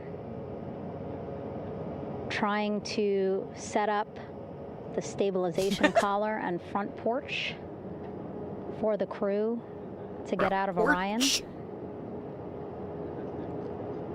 They need both, right? The stabilization collar will keep Orion from swaying as you see it is doing now. She said no, nothing to worry about yet. And then they will connect the front porch to the stabilization collar so that the crew can take 2 steps and they will be in the front porch.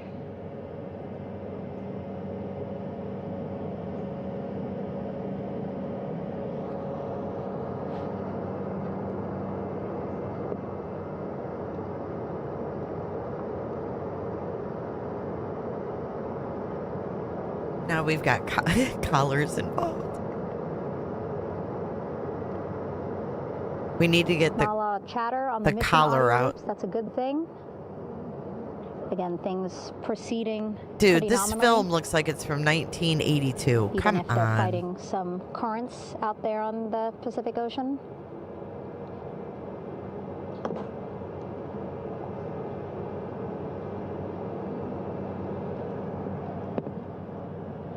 Come on, people. Again, the goal, setting up the stabilization collar and the front porch so that the crew can I'm getting rest seasick comfortably watching in the too. front Oh my porch. God. I just noticed that, Shell, when I looked away to look at chat. I was like, whoa, I'm woozy. Can lift them off the front porch and onto the USS John Murtha here. I called Gigi. The helicopters are going to take turns picking up an astronaut. So again, Helo 1 and Helo 2.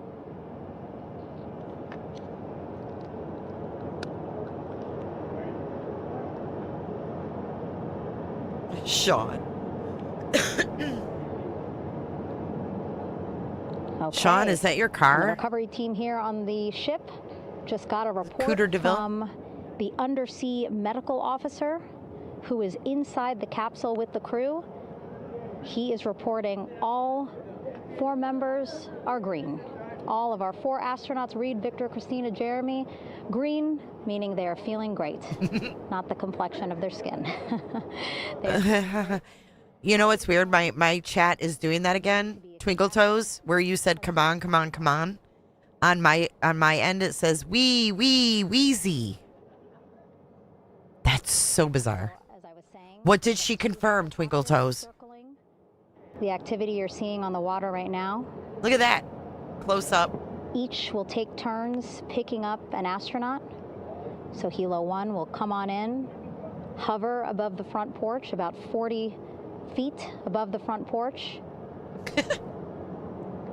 A Navy recovery specialist will be hoisted down into the front porch.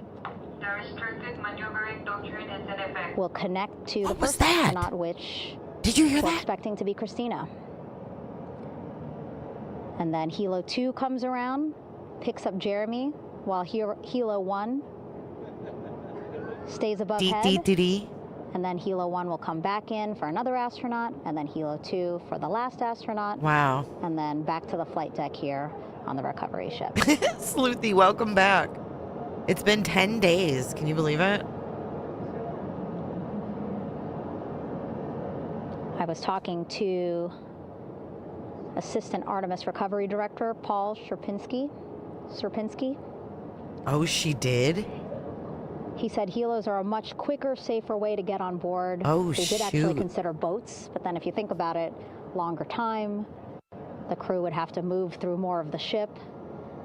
This way the helos will give a more direct, quicker route to the medical bay. For our 4 Trisha's astronauts. front porch with all the cat dishes. Cat food central. She's so neat. Beautiful shots from our aerial and imagery teams.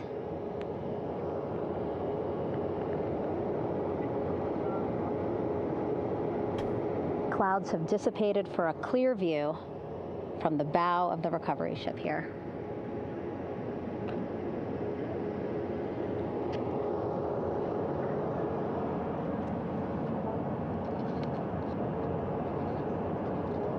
Look at it. It looked a lot different than the thing on that truck, didn't it? You can still see divers in the water there. They never landed, Sleuthy, their plane. They drove by and then Encircling turned off the cameras, Orion. basically. That is that stabilization collar we've been telling you about. As you saw in that interview. Hula, just a few thank you for minutes ago, becoming a member. we have to first connect it to Orion. Welcome, Hula. Everybody welcome, and then Hula. Once it's secured onto Orion, they can inflate it. Hula Zoo. And then they'll further secure it with other harnesses and lines.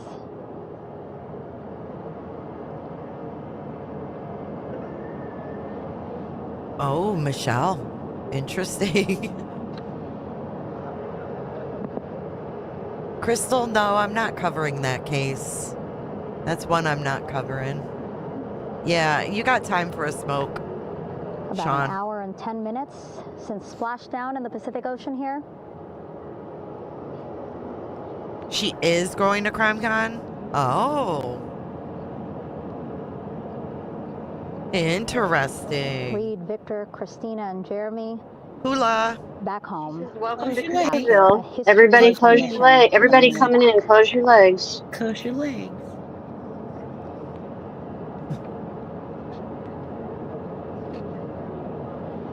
Yeah, it is. It's too much conspiracy. Crazy. It's just crazy.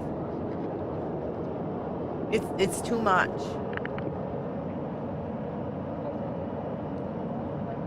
And if you missed Hey, what's what up, we said garbage just girl? a couple of minutes ago, the undersea medical officer inside with the crew in Orion reporting all 4 crew members feeling great.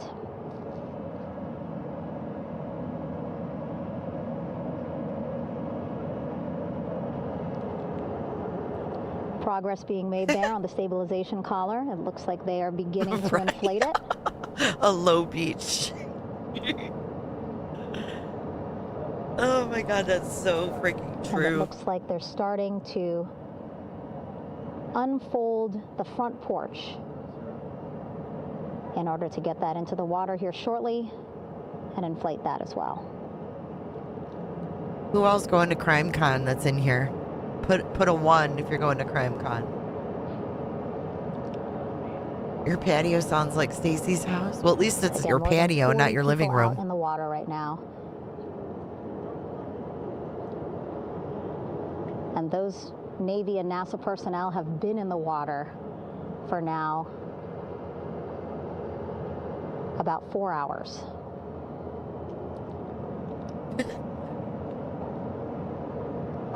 I'm not going to the con. I'm just going to Vegas. I'm going to people watch. Ballet Flats is here. You've been hiding out. I'd buy every booth. The reason why they I had to get get no out booth. so early is just I'm gonna to be stage everything. I'm gonna be doing slots with Ballet Flats. And actually here on the ship, when there are flight operations happening, you can't have anything else, right? Just because the flight deck can be a dangerous place, so they just want to focus on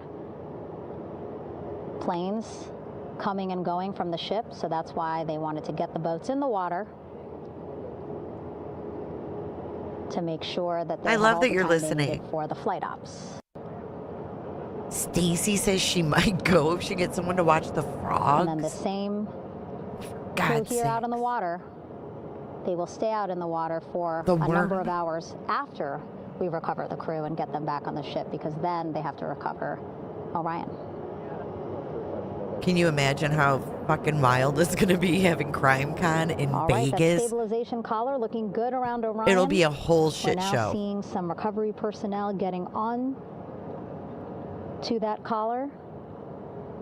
Again, they need to further attach it to Orion to make sure that it can really prop up the spacecraft. It's basically lifting it up off of the water just a tad.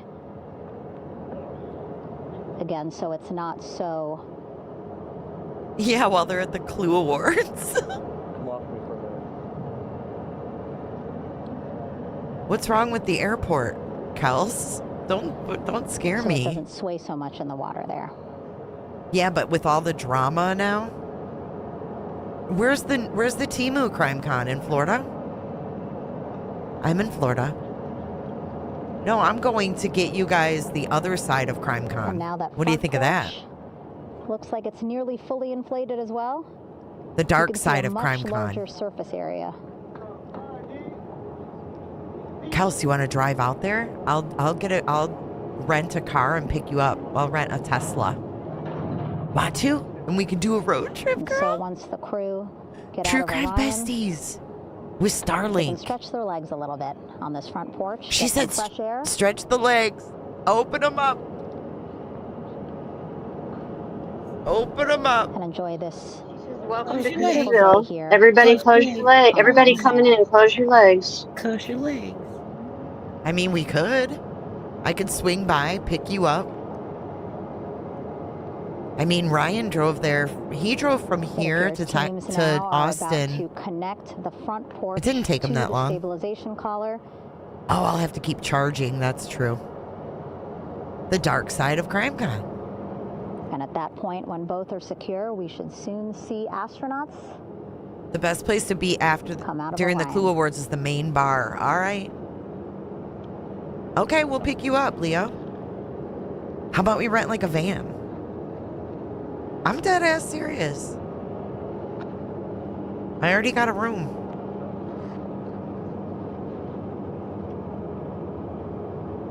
I don't have a flight yet.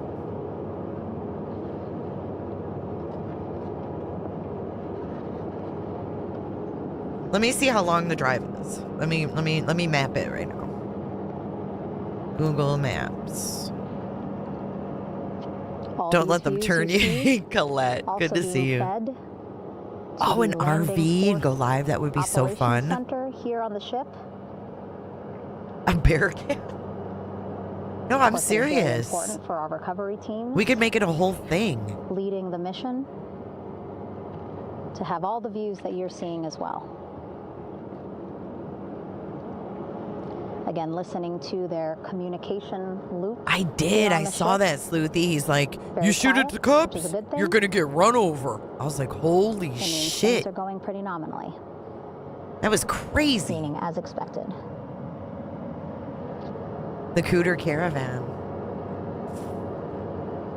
I know, but everything is always expensive. You know, you always have an excuse not to do something if you find one. 14-hour drive. I could do that in 2 days, Kels. I can probably drive, stop up in the Panhandle, or stop in again, all this activity Alabama. Just 3,000 yards away from the ship, so that means I could stop in Alabama and then get to you the next day. On the helicopters for the crew. 14 hours isn't bad. I've driven 24 from Florida to Michigan, so.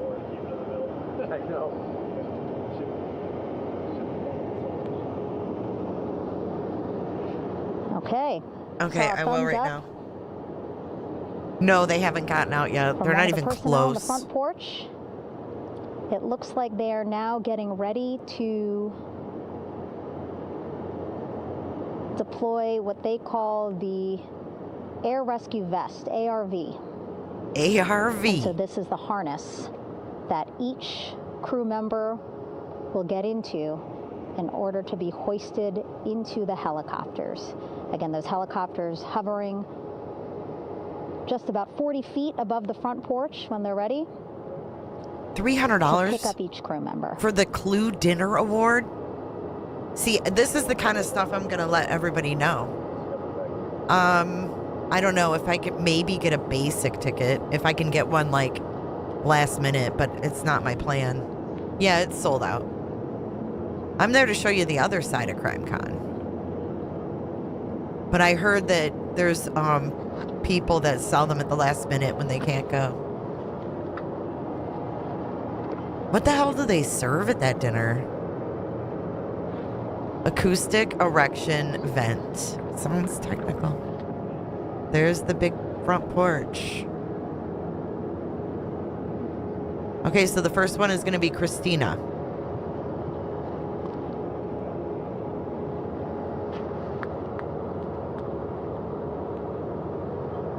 No dinner's worth $300. I'm just wondering what the hell they serve. Oh, the base tickets are still available? Oh, okay, beautiful messy ball. If I got any ticket, it would just be the basic. It's a far drive total, Marty, but I would have someone with me, so.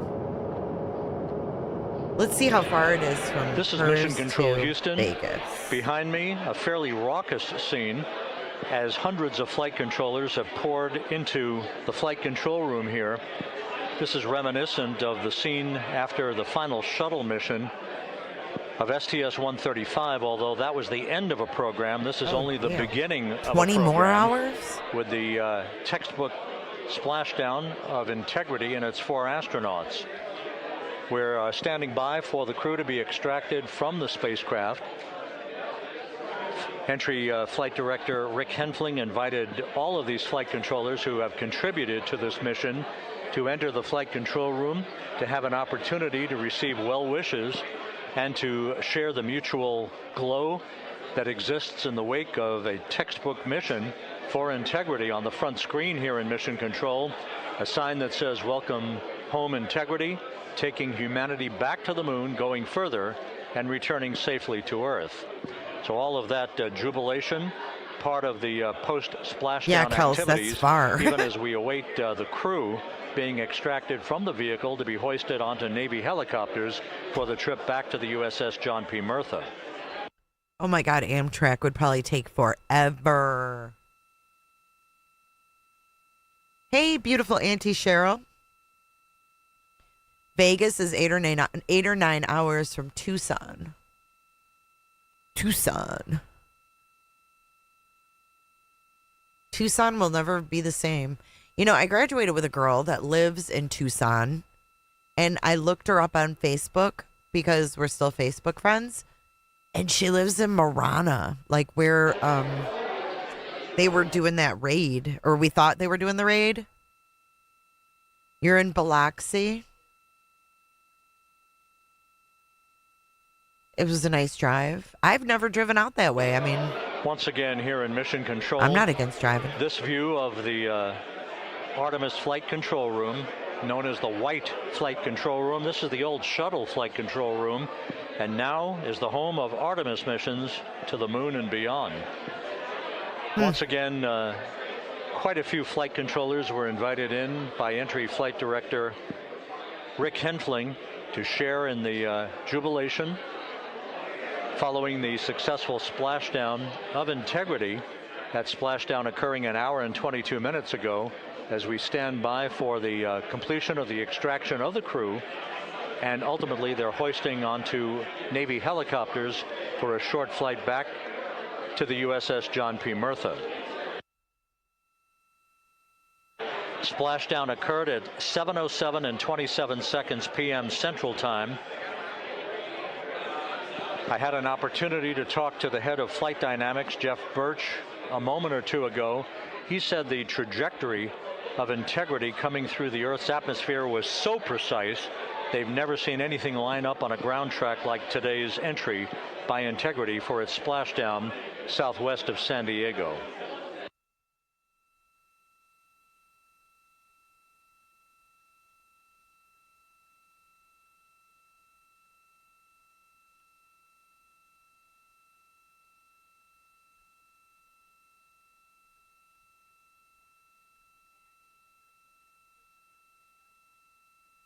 And the initial, you can hear it. Beautiful messy ball. That would be amazing. Thank you. I'd love to hang out.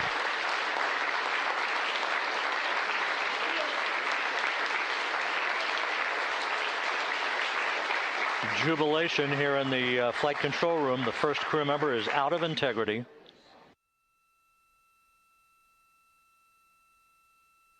Sorry, I wasn't muted. I was just watching.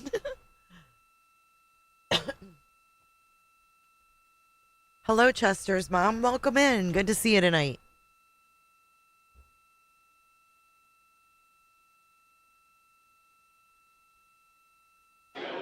We are expecting the other crew members momentarily to be extracted.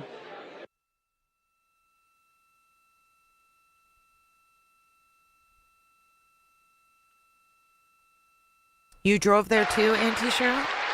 We now have 2 crew members out. Okay. We got 2 of them out. God, this is making me woozy.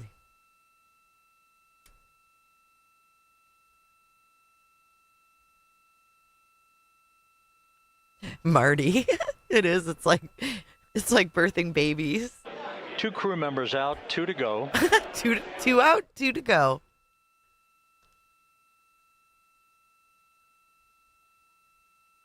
This is a good view to see them come out. See their stature.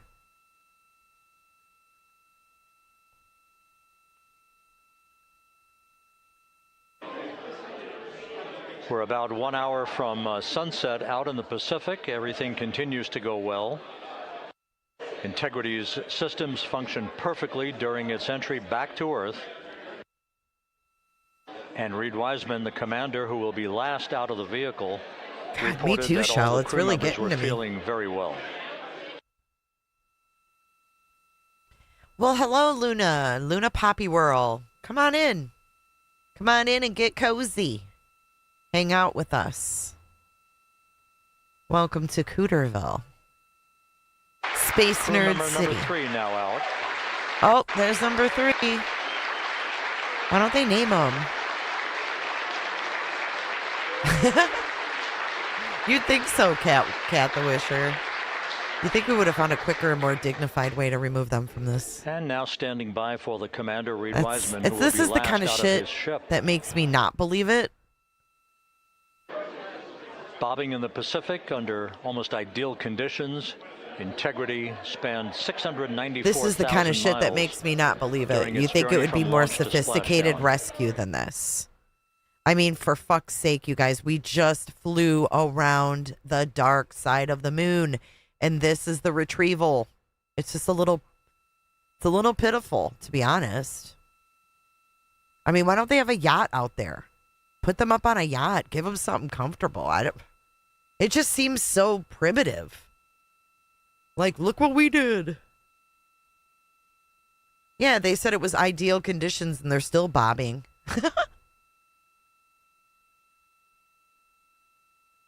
Get cozy on the couch. Summer is our host.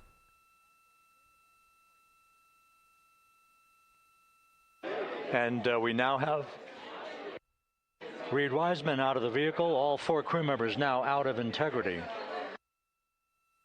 I mean, they spent like how many millions of dollars on this mission? Put them in something nice. God. Right, me too, Evelyn.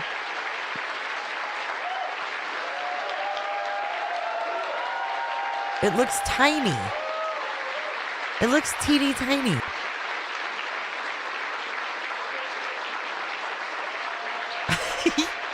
Marty. We're going to watch the other one.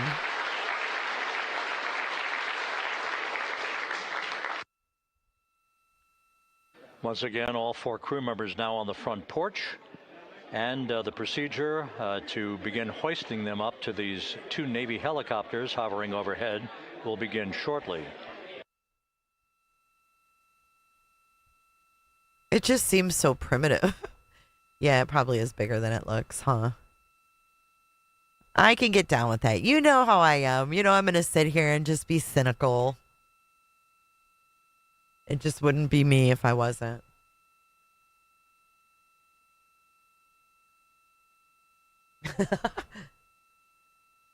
Do you think they're traumatized or do you think they're happy?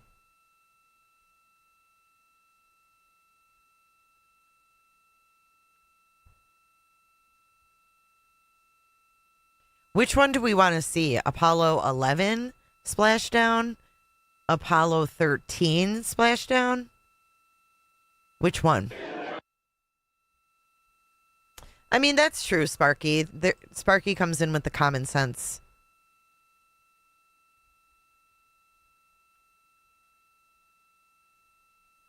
Okay, the images are getting a little bit better and a little bit closer.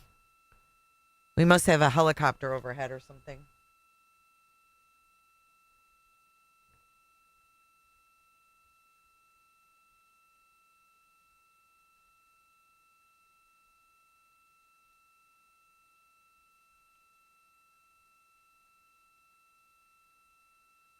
Still tiny for 4 people for 10 days. I agree. 13 was the one with issues, not 13. This is Mission Control Houston. 11. The mission is over, but the melody lingers on as jubilation continues here in the flight control room. We should be expecting NASA's Associate Administrator, Amit Kshatriya, to be joining us shortly for a short interview while the recovery operations continue out on the You Pacific. guys are going to love this. So we'll stand by for that. And then we'll turn it back over to Megan Cruz aboard the USS John P. Murtha. You guys are going to splashdown watching these splashdowns.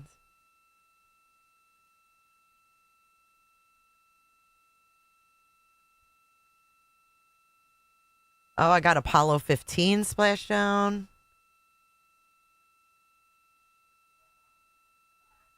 I'd love to compare them, you know.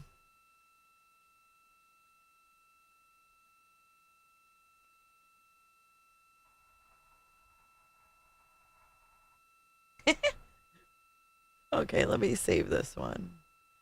Smithsonian. Okay, so I'm not going to save them from sources that are iffy that could have changed anything.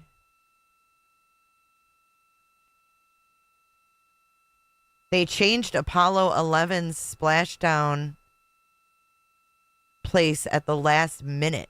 Did you guys know that?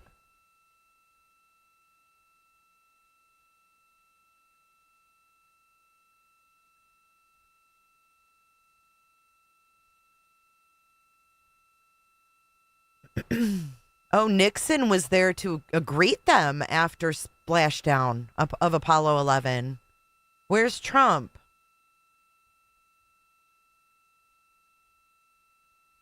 President Nixon was right there when they splashed down. Huh.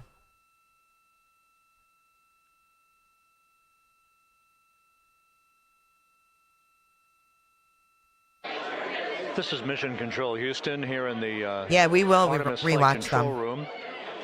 A number of flight controllers basking in the glory of the successful end of this mission that carried 4 astronauts around the moon on a lunar flyby, and the first test flight of Orion with Wait crew till you members see on these board. images, y'all. Splashdown occurring an hour and 32 minutes ago after a flawless descent back Wow, into it's the been an Earth's hour and a atmosphere half? for the vehicle.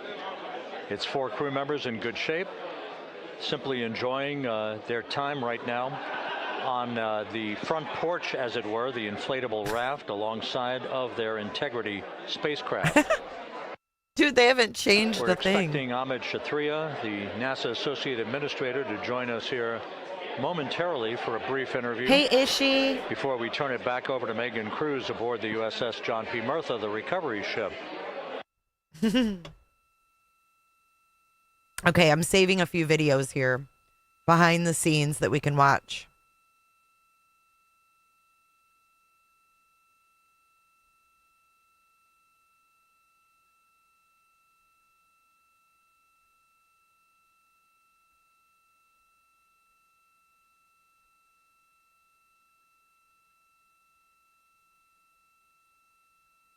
These are cool. I love that we can go back to these old videos.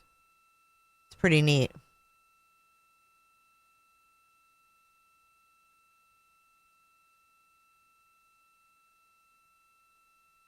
Oh, I can't wait to watch these.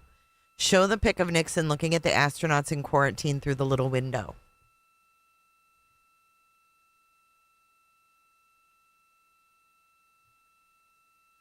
Okay, hang on.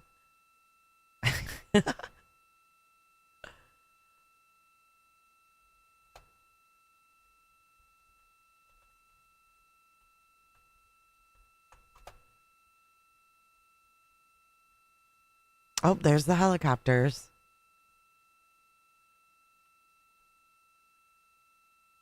Oh, this one. Oh, this is funny.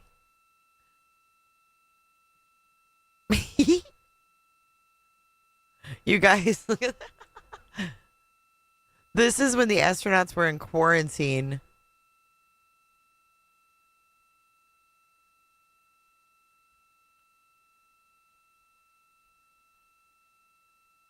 This is Mission Control Houston. We're about an hour and 34 minutes since the textbook splashdown of Integrity in the Pacific to bring home our astronauts. And with us now is Ahmed Shatria, the NASA Associate Administrator. He's like, good job, Ahmed, guys. A little bit of history made tonight, a little bit of history made over the past few weeks. Your thoughts as this team here basks in the glow of what they just accomplished? Yeah, Rob, we're here in the control center, and it's kind of overrun with jubilant folks from the Mission Control Houston, as well as engineering, and folks that just want to be here, part of it, as we watch our crew get extracted from the vehicle. And, you know, my thought is always about these teams, the team that's in the water right now, pulling the crew out, the team here in Houston that worked so hard over the last 10 days. Hold on, guys, I'll be right sleep back. to get this done. You know, we still have some work to do to get the crew to the med bay here on the ship. They all look great coming out, so we're hopefully that won't be too long. I think we saw the administrator on the boat too, giving his thanks to the Navy team on the Mirtha, which they're just an incredible group of sailors. I was able to visit with them a couple weeks ago. And then if you pull it all the way back to the workers and the folks that joined the rocket at Michoud, that made the heat shield tiles that held together tonight, that stacked the vehicle in Florida, that integrated the vehicle in Denver, that fired the engines in Stennis, that fired the boosters in Promontory. I mean, this is the entire team, coming together and being tested by the environment that this machine went through. And they did it right. The work was good. They did it right. You've said in a number of briefings, of course, and in other forums that this is just the first step. The cadence has to step up, as the administrator has indicated.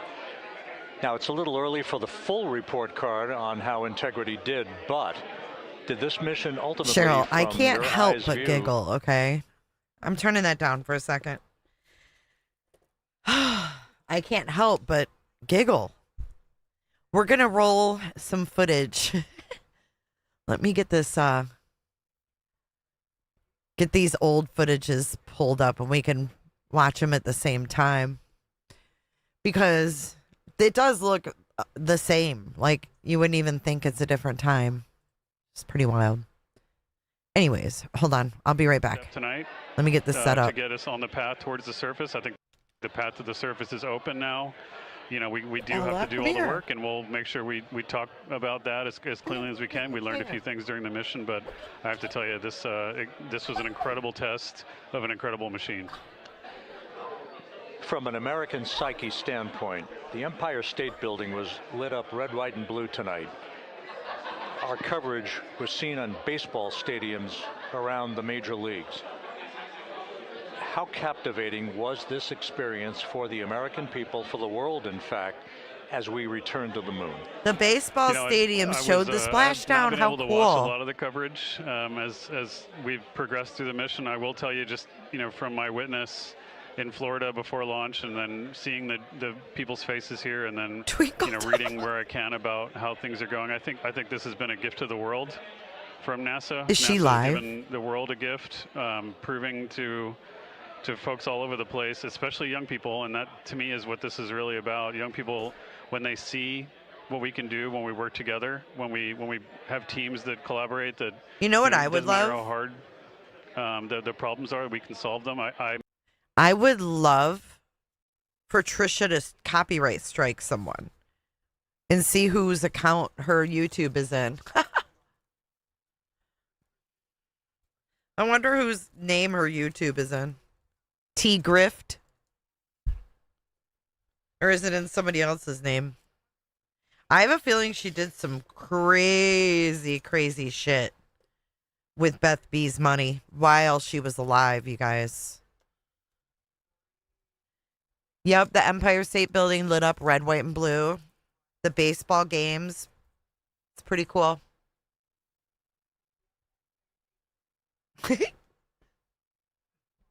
Slammer with super chats. Will they delete super chats over there, I wonder? It's almost mind-boggling. Yeah, it is incredible when you think about the energies involved and the uncertainties involved. That when we inserted the vehicle into orbit, it was 99.2% down the middle. When we dropped the vehicle right on top of the fleet here, our guys knew exactly where to go, but the guidance was perfect. And it's interesting. I've got this question a lot over the last few weeks about, we did this before 53 years ago. Yeah, I'm glad. It is a reasonable thing to contemplate, like what's gone on since then. And what I'd tell you is, when we did Apollo, which again, the more we learn about what they did, the more magical it seems what they were able to accomplish given the technology and the learnings that they had. But when we did Apollo, the architects of Apollo, Gilbert, Seaman, von Braun, Mueller, what they really wanted Seaman? to do, as they were contemplating what it meant to expand our range of action. There's the helicopter guys. What they wanted to do was learn how to live and work in space for a long time. They wanted to do that first before they were confident they could expand their range of action to the moon. Now, of course, the politics of the time and the mission at the time was different, and so they had to go stop straight to the moon talking. And we want to hear how this mission is going. After that, the program kind of lost its momentum. But after that, NASA kept moving along those paths, right? So we recognized during Apollo that reusability was going to be important. We spent a lot of money on those machines, and we spent a lot of money on these machines. This guy, here. stop talking. But we recognized that reusability was important, which is why you ever we built feel a like that? space Just plane called the stop Space Shuttle. talking. And then we used that reusable machine to cut his mic. And Cut we learned it. for 25 years how to live and work in space, and have been able to develop technologies that can enable exploration. So really, what I think is now, 53 years later, we're at the point where he talks too fast and he knows too much. That we're now ready to actually go back to the moon and go back to stay, because we've learned all the things we needed to learn. There's a lot of people pleased here tonight. This one here. We really thank you for joining us, Ahmed Shatria. This one that we're watching here is Apollo 15 Splashdown. Head back to the recovery ship. Thank you very much. Thank you, congratulations. Oh, there they are. God, they've been through so much. Jeez. Look at this shit. Now they're swinging in the air.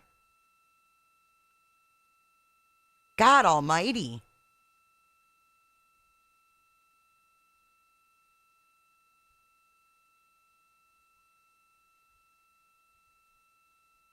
Okay, so you're looking at Apollo 15 down here. God, I like it when they're quiet. Houston, with the crew members now beginning to be hoisted aboard the Navy helicopters. Let's go to Megan Cruz aboard the USS John P. Murtha, who will take it from here.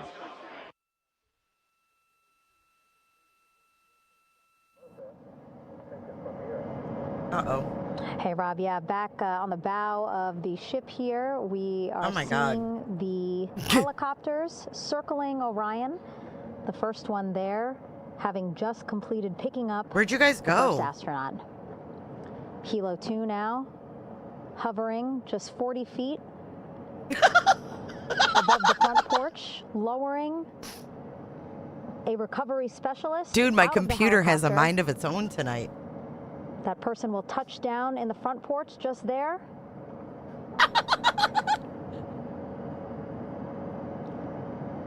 The crew members already outfitted with a harness that will allow them to quickly attach to the hoisting device. The helicopter's Look at not power blowing the of those raft? blades throwing water out at the center there. How is front the porch raft? How's the raft stationary? With now 3 astronauts and the What? recovery specialists. Again, crews already outfitted with a harness vest. And here we go. Second astronaut now off the front porch, getting hoisted into the second helicopter.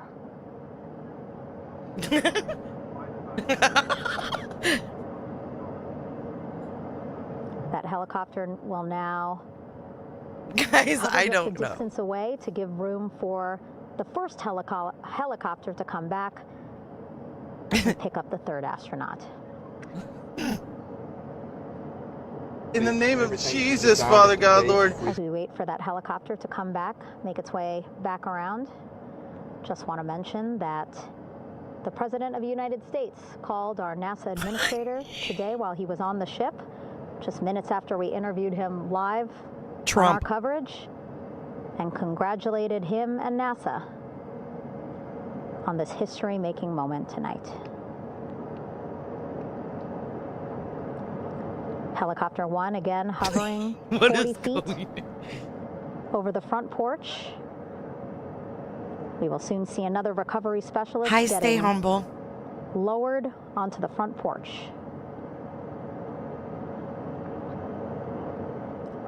Wow, imagine sitting on that front porch, the wind, the water. Imagine sitting on the But again, front the recovery porch. team determined that a helicopter flight back to the ship here would be safer, faster, and more comfortable for our crew, who just completed a 10-day mission around the moon. Third astronaut in the air, getting hoisted quickly back into the first helicopter. Natalie, I know. Trisha is crazy. Yeah, every time you watch it, you pick up more. I know. That first helicopter now on its way back to the I'm ship glad that here. it made We'll soon sense. see it land in just a few minutes. Again, all this action happening just 3,000 yards away from us, so a very quick flight back to the flight deck. I mean, what? And now the only person left on the front porch, Commander Reed Wiseman. That second helicopter now making its way. Oh, here we go again. Back over to the front porch. Here it comes. Okay, now we're watching Apollo 11. There's Apollo 11 splashing down. There's Nixon. And we just got the mention of Trump. Here. Look it's not even moving, guys. It's not even moving. Space may be the final frontier, but it's made in a Hollywood basement.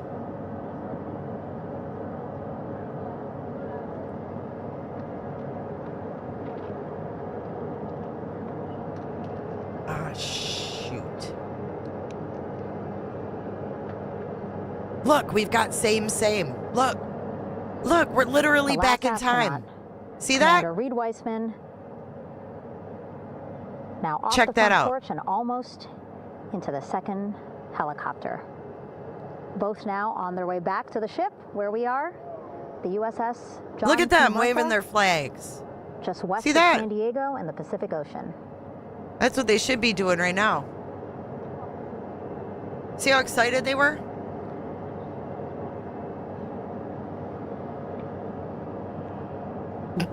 Natalie, I think she does. I'm blowing your mind, Jams? What, with the old Excited footage? to see our 4 crew members minutes Let's away move this baby from over landing here a little bit. on the flight deck here on the recovery ship. 550 people on this ship. Excited, ready, anxious, looking forward to welcoming this crew aboard.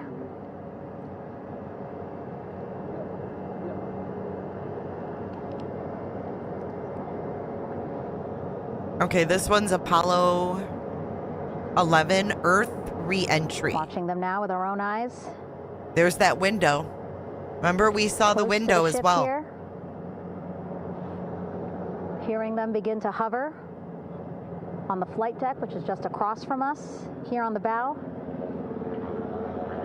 Look, we got to watch Earth re-entry in Apollo 11. Check it out. The first helicopter coming in. Coming in hot. Coming in hot, just like the fajita.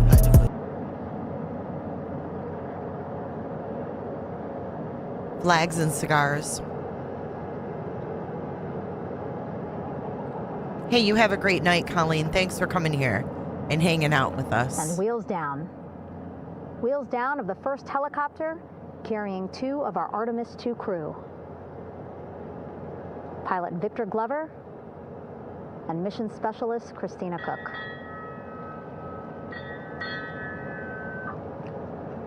What's that bell? Kilo 1 on deck reported on the recovery loop. Again, the mission audio loops that the recovery team are using here to communicate with one another. Natalie, I would have been so embarrassed. Integrity incoming. Look at re-entry. Look at, we're seeing the freaking helicopters on their way to the flight deck, one carrying the crew. What? The other. We're seeing the underside of the parachutes. Helicopters. Again, kudos to our imagery and aerial teams for giving us these beautiful views of history in the making. It's Trisha. Ding, ding, ding, ding, ding, dong, ding, dong. Set amid a gorgeous, soon-to-be sunset here in the Pacific Ocean.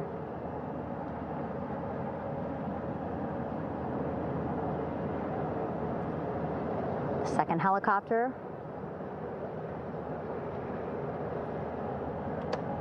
Making its approach of the flight deck.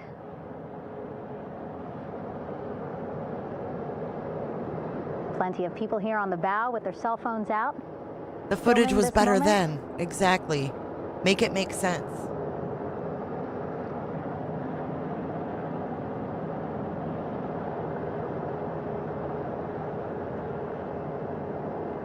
We need to get hyped. You're killing me.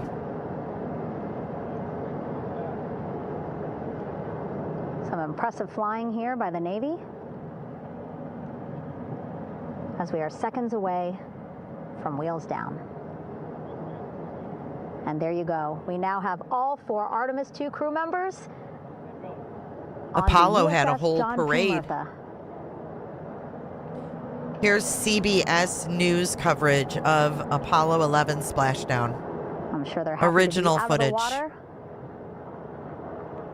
Original footage from CBS And on News this recovery themselves. ship with again 550 people on board, ready to welcome them home. But first, as we've been saying throughout the broadcast, just making sure the crew feel good. Wasn't that cool, Nick? We reported that they were feeling good when they were in Orion, but those were just initial, quick, verbal assessments of how they're feeling. Here, let's skip forward. Their destination tonight, the medical bay here on the ship. Right after we power down the helicopter. Some word from the Hornet that the main is open. We will continue to monitor for any conversation between the spacecraft. That's the old audio. From now on to the spacecraft from the control center. Working quickly, but methodically. We're getting nothing from mission control or from the spaceship. We've almost become accustomed to seeing the chutes from the carrier. I hope everybody realizes that that's not necessarily the way it's going.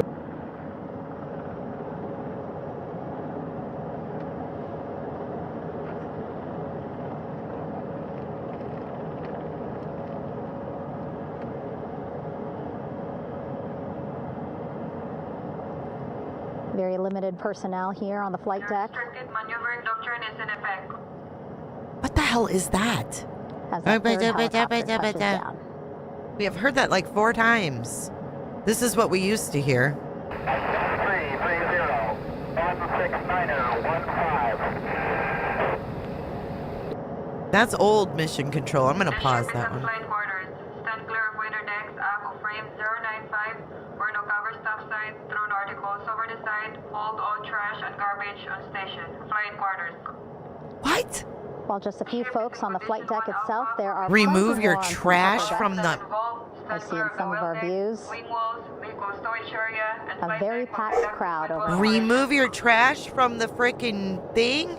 Announcements being made over the ship's loudspeaker system, reminding folks to stay clear of operational areas like the flight deck. That's not what she said, lady. So that teams can work quickly to get the crew off of the helicopters and into the medical bay. She said remove all your trash from the capsule.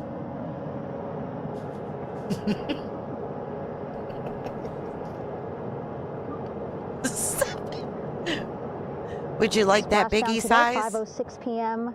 Pacific time. We are within 2 hours of that splashdown time, and already we have all 4 crew members on the flight deck of the USS John P. Murtha. Okay, I'm gonna mute them for a second so we can listen to this splashdown of Apollo 11, okay? So it's gonna be the audio from here right now. Damn it. We'll keep watching them. On board is 13 degrees 30, that's 3/10 north. Hornet has voice contact. 161.15 west. Aircraft reports visual. Just very close to me. Full shoots. Aircraft has visual on the chutes. Look, we got a camera on the ship back Hot then. dog. Apollo 11 has made it.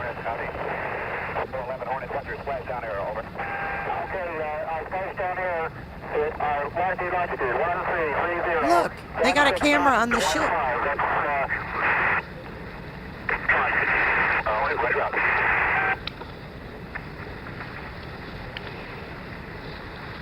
Obviously, they're close enough. The Hornet has visual contact with them, can see the chutes coming down. We cannot see them with the television cameras yet because of that Hornet reports spacecraft right on target. cover. Right on target. TV cameras out there. They've still got a little bit of a ride in that slightly rough water, 3 to 6 foot waves. You see some of them there. So, Ron, right about now, the main chutes should be deploying at about 10,200. They're a little behind our I think they're a little behind there on the They're Hornet. actually a bit lower than that, Dallas. They report they're at 2,500 feet. And since they break through these clouds at 1,500 feet, we should get a look at them. Apparently the clouds are even lower than... There's no holding pattern here, though. That's fortunate. It's a good thing they're not trying to get into Kennedy. They splashed down on July 24th, 1969 at 10:50 a.m. CDT. The landing speed, if they land on all 3 chutes, will be 21 miles an hour. They can land safely. And they did this all in 8 days, guys. 8 days. 2 chutes, but that'll be 25 miles an hour, which will be quite a bounce when they hit the surface of the water. I'd say that splash should be coming in almost any moment now. We have word now, Dallas, that the splashdown is going to be 9 miles off the port quarter, which would mean off to the left side of the ship. And in fact, the ship is now turning in that direction. Oh, this late word here, swim 1 has Apollo visual, 1.5 miles ahead, one of the Frogman helicopters. Well, if it's coming down 9 miles away, that's just going to be at the outer limit of visibility from the ship. The horizon is 10 miles away when you look at it from the flight deck. Yeah, I don't think we'll see very much. They're now at 500 feet. We have word here. Splashdown should be just now. Splash! Whoop. That was in chorus. They're back from the moon. Astronauts Armstrong, Aldrin, and Collins landing in the Pacific Ocean, southwest of Hawaii. And you know, Ron, it's interesting that they came out according to my calculations at 5:51, which was the time planned months and months ago. 5:51 a.m. Look at this ship time. 12:51 p.m. Anything secret. Oh, good. Wow.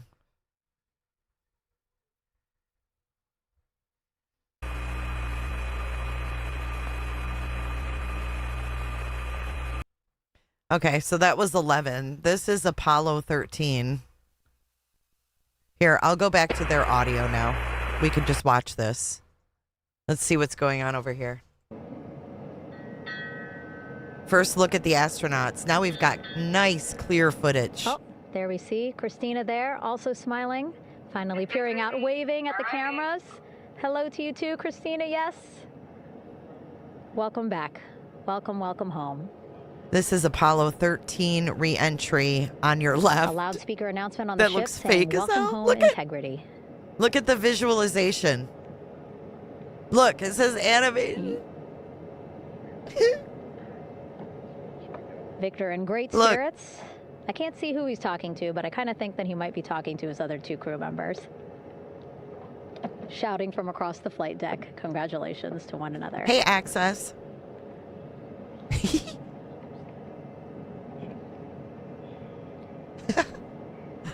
No, this is an animation. They've improved the animations. So now we see some Navy personnel walking up to the helicopter. It does look like an incense This is cone. again the first helicopter carrying pilot Victor Glover and mission specialist Christina Cook. Both have taken off their helmets now. This is Apollo 13, 1970.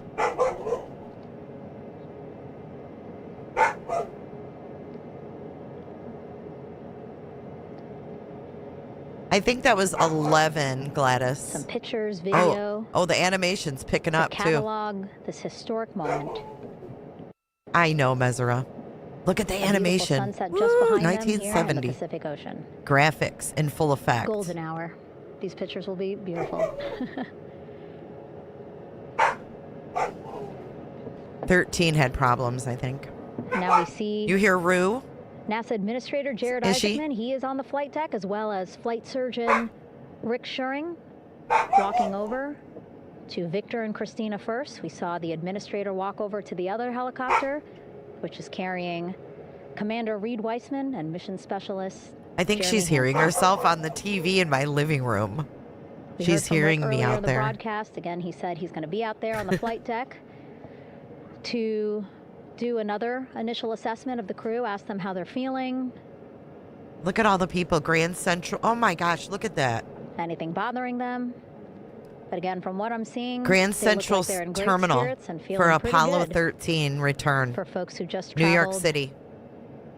695,000 miles from Florida to the moon, and now here to the Pacific Ocean.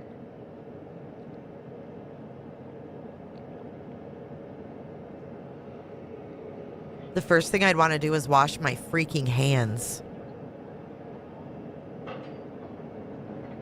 Definitely close your legs before re-entry. Oh, we're back to the animation.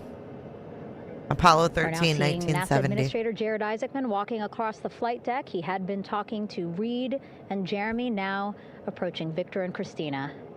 A hug from Victor? A hug from Christina? What a moment that we're getting to experience together. On the left-hand side of your screen, Apollo 13 re-entry, 1970.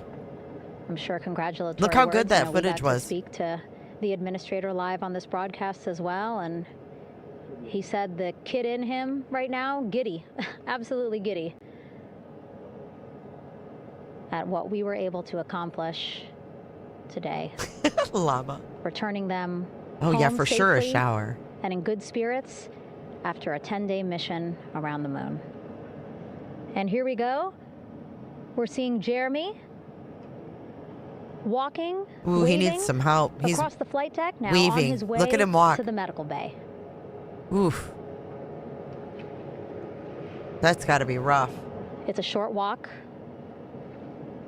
less than a minute. Again, that's why the recovery team decided to use helicopters to get them on the flight deck. I wasn't born in 70 either. For that short walk to medical bay.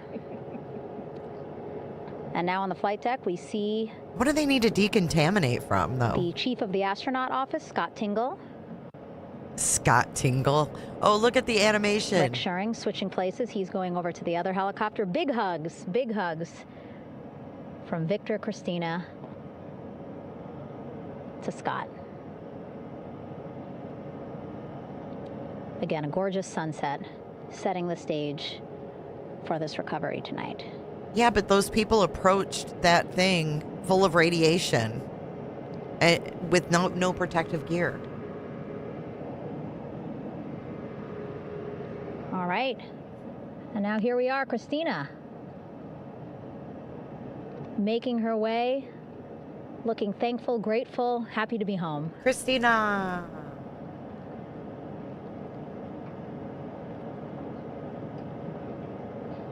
You can see she's looking up. Again, lots of people, just a few levels up off the flight deck, welcoming her home.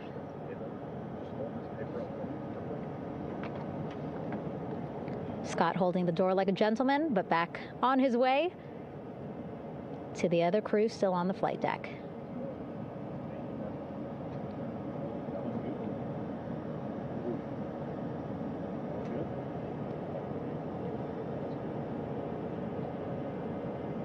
So still on the flight deck, Victor Glover and Reed Weissman. It looks like Victor will be the next one headed to medical bay. More hugs, more hugs. He's a hugger. Oh my God, lady. Victor looking good as he These nuts. walks across Oh my the God, flight that was deck. so loud.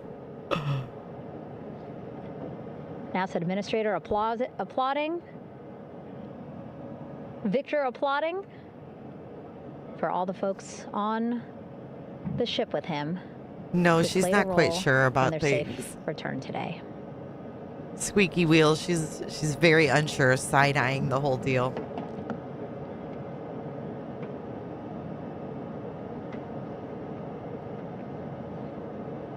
I can't believe the footage was better back then. What's this? Okay, here it comes. Look on the left side of your screen right now. And finally, just one Artemis II crew member left on the flight deck, Commander Reed Weissman. And good night, Bo Bear. Have a good night. Thanks for hanging out tonight. There's the 3 parachutes. Applause This is from Apollo the group there on 13. the flight deck, I'm sure, as well as on the level just above them, packed with people. Reed looking good as he takes his steps towards the medical bay. All the world's a stage. Look at how clear the footage is now, though. That's so effed up. See our 4 Artemis 2 crew members back on the ship. Well, Again, thank you, now they Scooters. will head into medical Smarty bay, pants. where they will be assessed by flight surgeons from both NASA as well as the Canadian Space Agency. A more in-depth assessment. Yep, they're all home When they safe. get to medical bay, they will each have their own nurse. They will be helped out of their suits. Oh, I And bet then that's again, going to feel we'll good. Check to see that they're feeling You know what I good. mean? Get Make out of sure those it's not just suits. adrenaline. Get some They are feeling cozies. good from their long journey Fucking back from the fuzzy moon. slippers and lip gloss. Beautiful shot of that sunset. Illuminating our flight deck.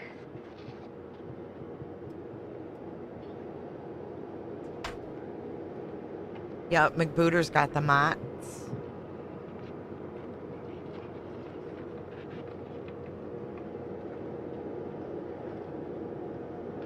All right, and now with our astronauts safely on board, I want to welcome on Artemis Recovery Director Lily Villarreal.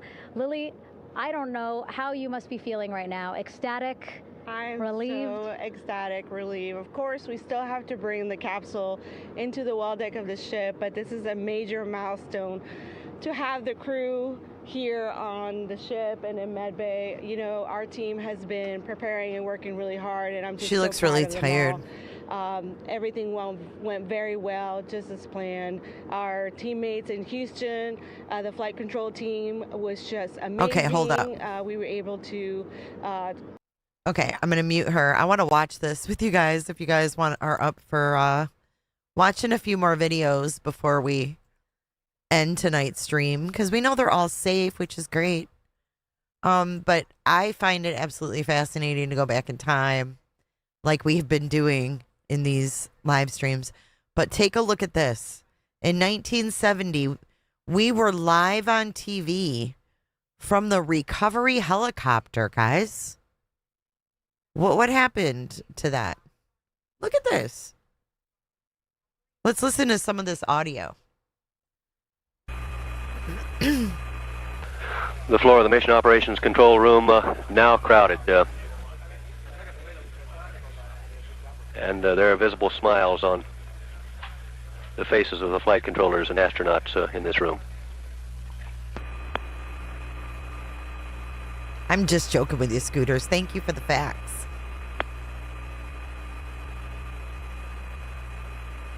I appreciate it.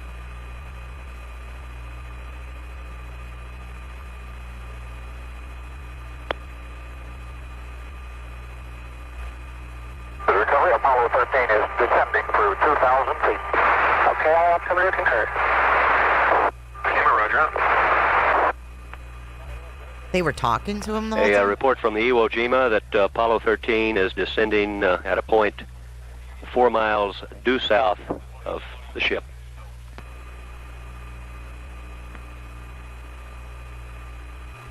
Apollo 13 and recovery passing through 1,000 feet. Roger.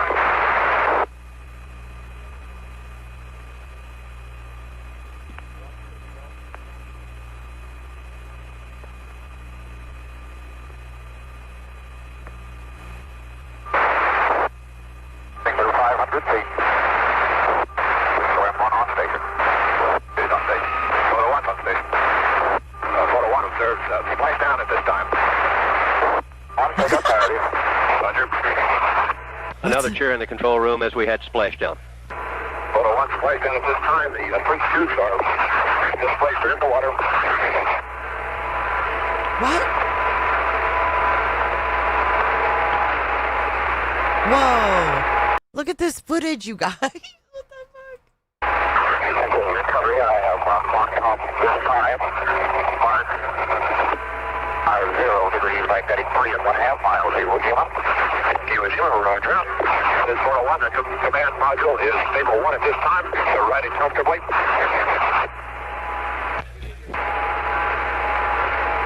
you ever think that maybe people aren't glued to it because they don't really believe it? I don't know. Why is it, Susan? Why is there not such a... My daughter didn't even know that this was happening. But, I mean, this sounds more realistic because they sound kind of like intense. And the recovery is commencing retrieval of the main chute.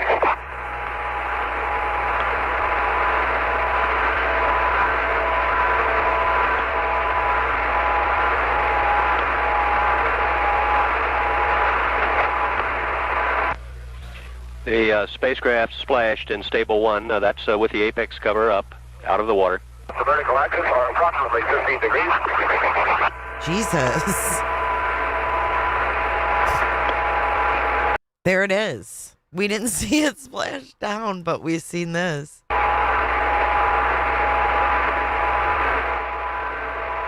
Live from the recovery helicopter, guys. Recovery is maneuvering to grapple the main chute. The two other chutes are still visible in the water. Swim 1, you're cleared into position to retrieve the other two chutes. Swim 1, Roger. Mess around. This is 401. I observed the flashing light atop the command module.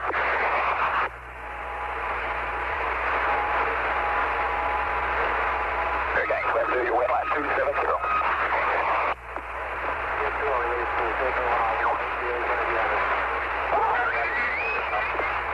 Whoa. Winds in the area from 270 magnetic, approximately. Whoa, what happened? Dude, like, why does that keep happening to me? My computer, it's a woo-woo. Hang on, I gotta fix the woo-woos. The freak.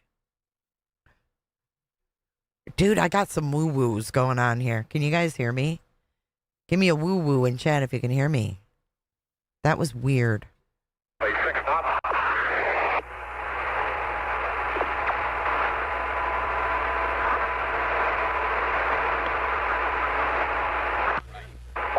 Recovery 1 will be the... Did you hear that? Perform the pickup Doink? of the crew. See the recovery beacon antenna atop the command module. We have a replay on the right of tonight's... Okay, you can hear me. Did everything stop for you guys too?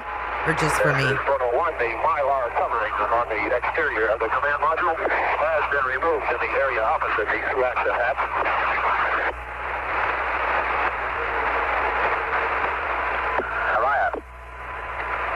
Recovery has grabbed one of the main chutes as the Friday raft is down. We're down the country street on your port side.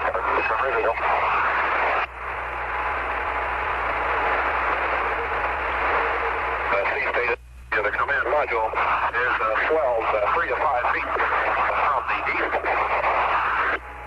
Sea is approximately 1 to 2 feet.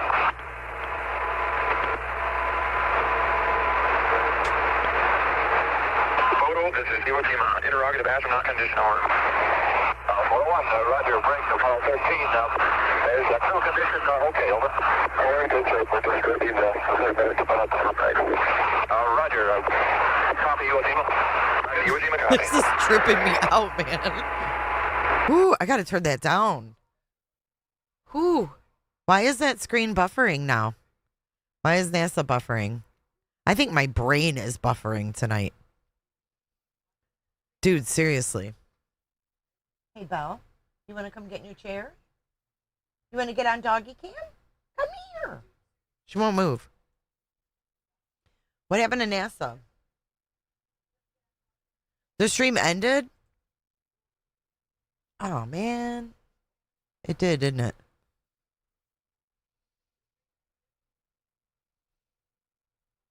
Okay, well, I had my fill of that. I'm glad they're back safe and all that jazz.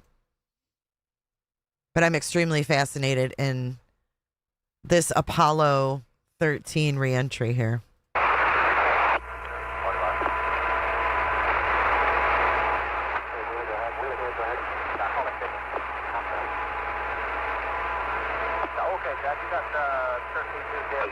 The command module is very slight at this time in the direction of... Okay, we're going to skip forward. Look at all the people.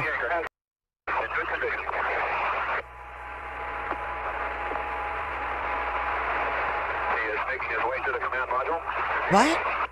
He's diving there? Inflation of the uprighting bags estimated to be 40%, 40%. Did they do this?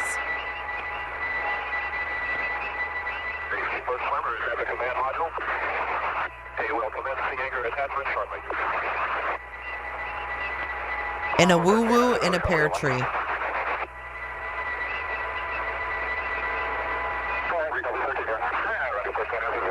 Do you have a lap long and the readiness to go formula? Dang. Sir, we posed a display and I was hoping you used to copy it. We didn't read it out over the air. Personally, Roger. Could you give us our distance to the ship? Okay, I'm going to skip forward because they just are floating around. Now let's go here. Roger. Photo 1, further adjustments being made. Look, they have that same, the collar. We didn't see this one land, no. I don't know. Let's see what they do. I'm not sure what they do. I'm going to turn it down just a tad.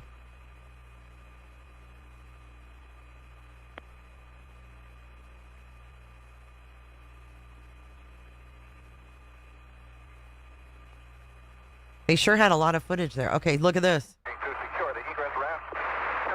They called it the egress raft then, I think, not the big front porch.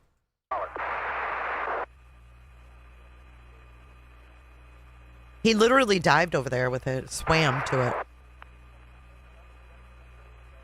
Presently have 3 swimmers in the water, and I observe the signal. Swim waiter. The recovery commencing approach to deploy swim waiter. Which makes sense, right? Because how did that raft survive? Okay, here comes the helicopter. Oh, oh, God. Oh, that couldn't be good. Notice how they didn't show us? Did you see what that did to the raft? Watch. Oh, oh, that don't look good. But tonight it didn't do shit. The swim waiter is in the water. Thumbs up. Good condition. Stand by.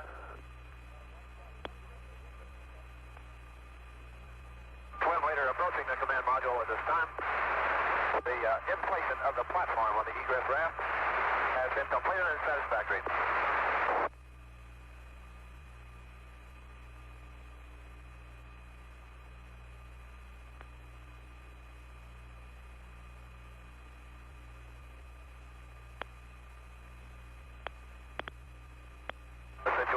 At this time, presently have 2 swimmers in the egress raft and 2 swimmers standing by in the water.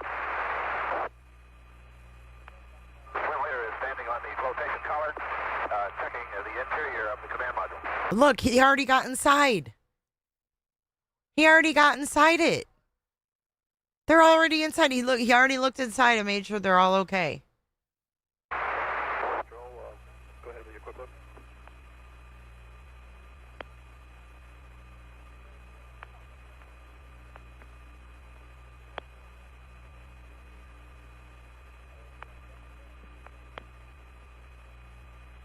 I don't know. It's. The swim waiter is standing on the flotation collar, peering in the forward viewing windows.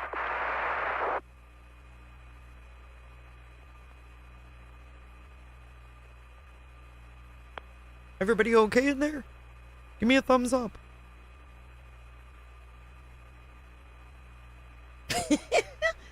Held together by tape. Seriously. Commencing approach to deploy the astronaut's flotation equipment. I mean, it literally looks the same, right? Don't you think things would have advanced? I mean... The rescue net is halfway down. Oh, look at... Oh, they're having a tough time. Ah! Yikes! Our raft wasn't moving tonight. Oh, Lord.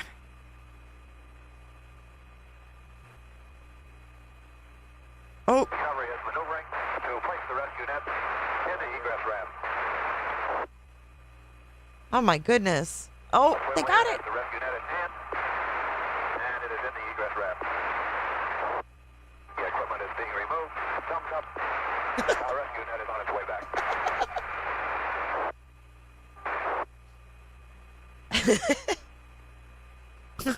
Our raft was completely stationary. Well, I guess don't fix what isn't broken. But it's just wild. I mean, this is like 56 years or something. Hi, Matthew. Good evening. Getting ready to open the access hatch. He's checking in the forward viewing windows. Oh, they're opening it. Roger, sir. Would you repeat one more time on item Papa? Is that minus 113 USB? Over.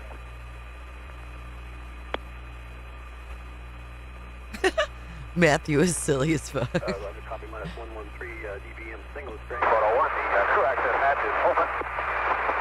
And the equipment is being passed to the astronaut. Sierra 4. The hatch is closed again. Leader is observing the activity through the forward viewing window. Okay, they're about to get out in a minute here. Here, let's skip forward. They're getting out right Three here. Apollo crew members will exit the spacecraft into the egress raft. Here we go. The view net, by the way, has a center of gravity which is forward of the center line. Let's see how this open end goes. to assure that Situation is normal at this time. Are standing by while the astronauts make their preparations inside the command module.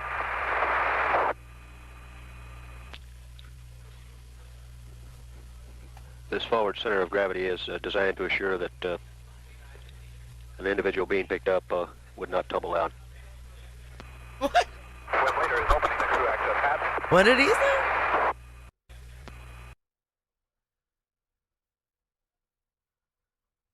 say? Well, we don't want him tumbling out. Do we? This forward center of gravity is designed to assure that an individual being picked up would not tumble out. Swim leader is opening the crew access hatch. Completely open. We're within that itinerary to Nandi about Telex, if that's okay. The first astronaut is climbing out of the command module and is in the egress ramp. Whoa. To the line control cellular, you were box. The second astronaut is on his way out.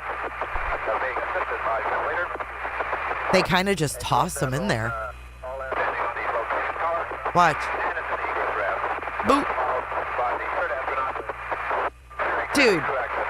Dude, they literally had like 3 divers collect these guys onto this raft. Did it all just with them. This is crazy.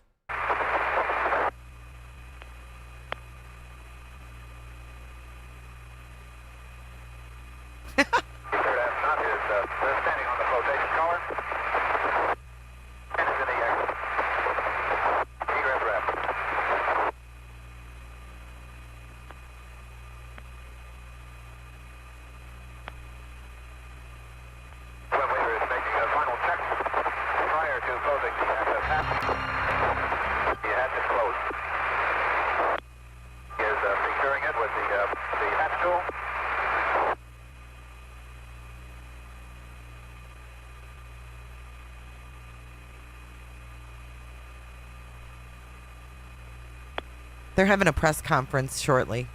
If you guys want to stick around. 3 swimmers in the safety position in the water. Swim leader is giving the signal for the rescue net.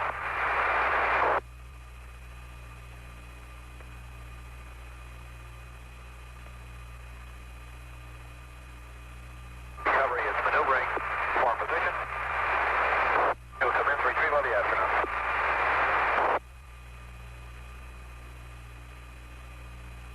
Here's video from today. The rescue net is halfway down. It was like an hour and a half. But look at that. On the right, 2026. On the left, 1970. How cool is that? The rescue net is in hand. Resting on the platform. The first astronaut is climbing aboard. Signal has been given. Ready for lift. First astronaut is on his way up. Excellent pickup. No oscillation.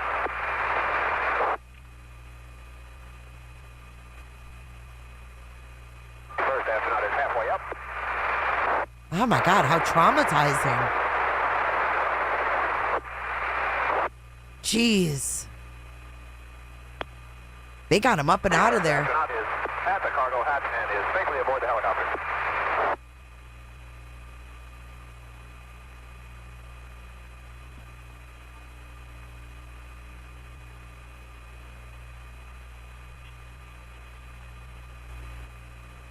His recovery, I have astronaut Hayes aboard. His condition is excellent. Iwo Jima copy.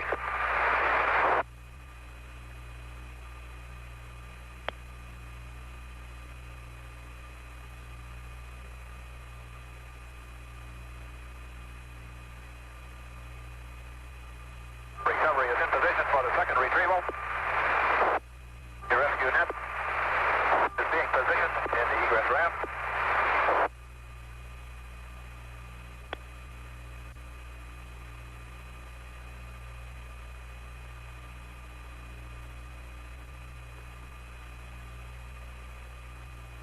It was really fast back in the 70s.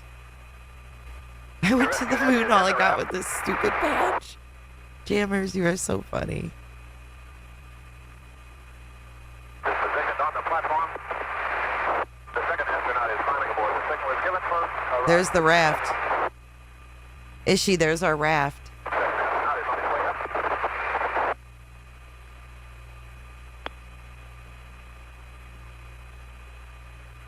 Second astronaut is halfway up. Excellent pickup. No oscillation. Yeah, and this guy managed to not say erect one time. The rescue net is at the cargo hatch, and the second astronaut is safely aboard. Says recovery, I have astronaut Weigert on board. He reports he feels fine. He feels Iwo Jima copy. He reports he feels fine.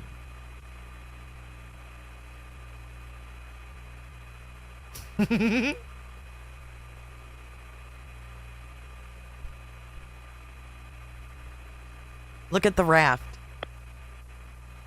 Recovery is maneuvering It's for not the even third moving. retrieval.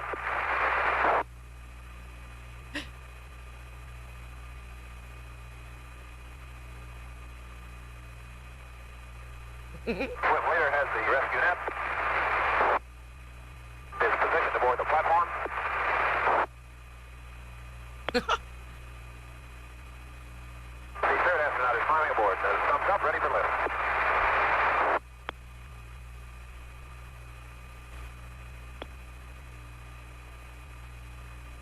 Third astronaut is on his way up. Test 1, 2, 3, 4, 5. Third astronaut is halfway up. Test 1, 2.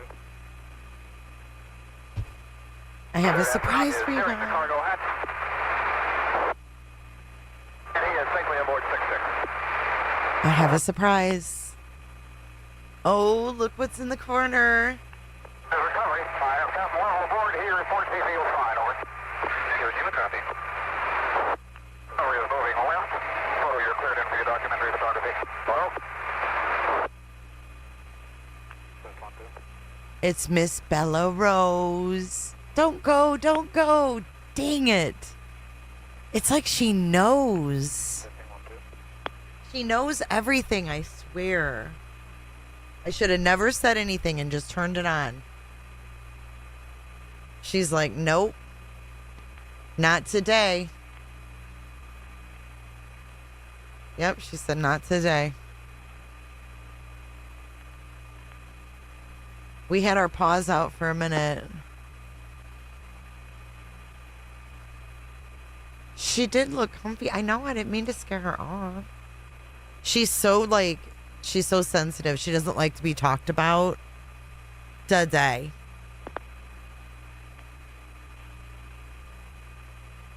Oh. Wish I hadn't said anything.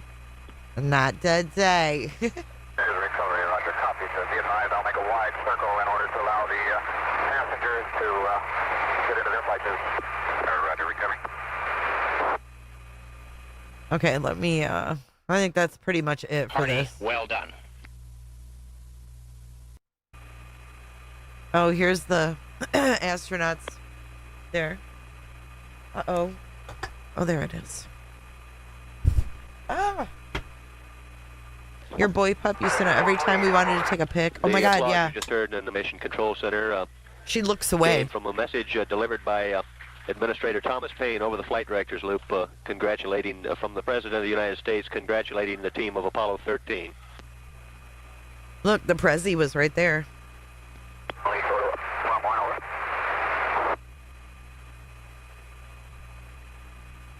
She can't hear it though, hon. Is she? I have headphones on.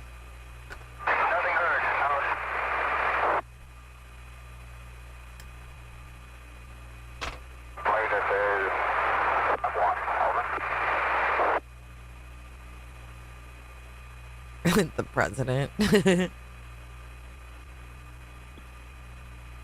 Is that them right after? Oh my God, how are they standing? Look at them. What? Oh my God. They're not jello at all. Look. We did it.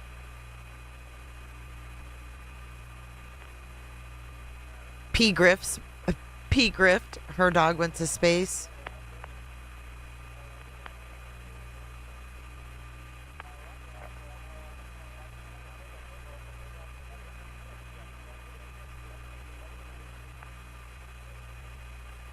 I must commend you on your navigation.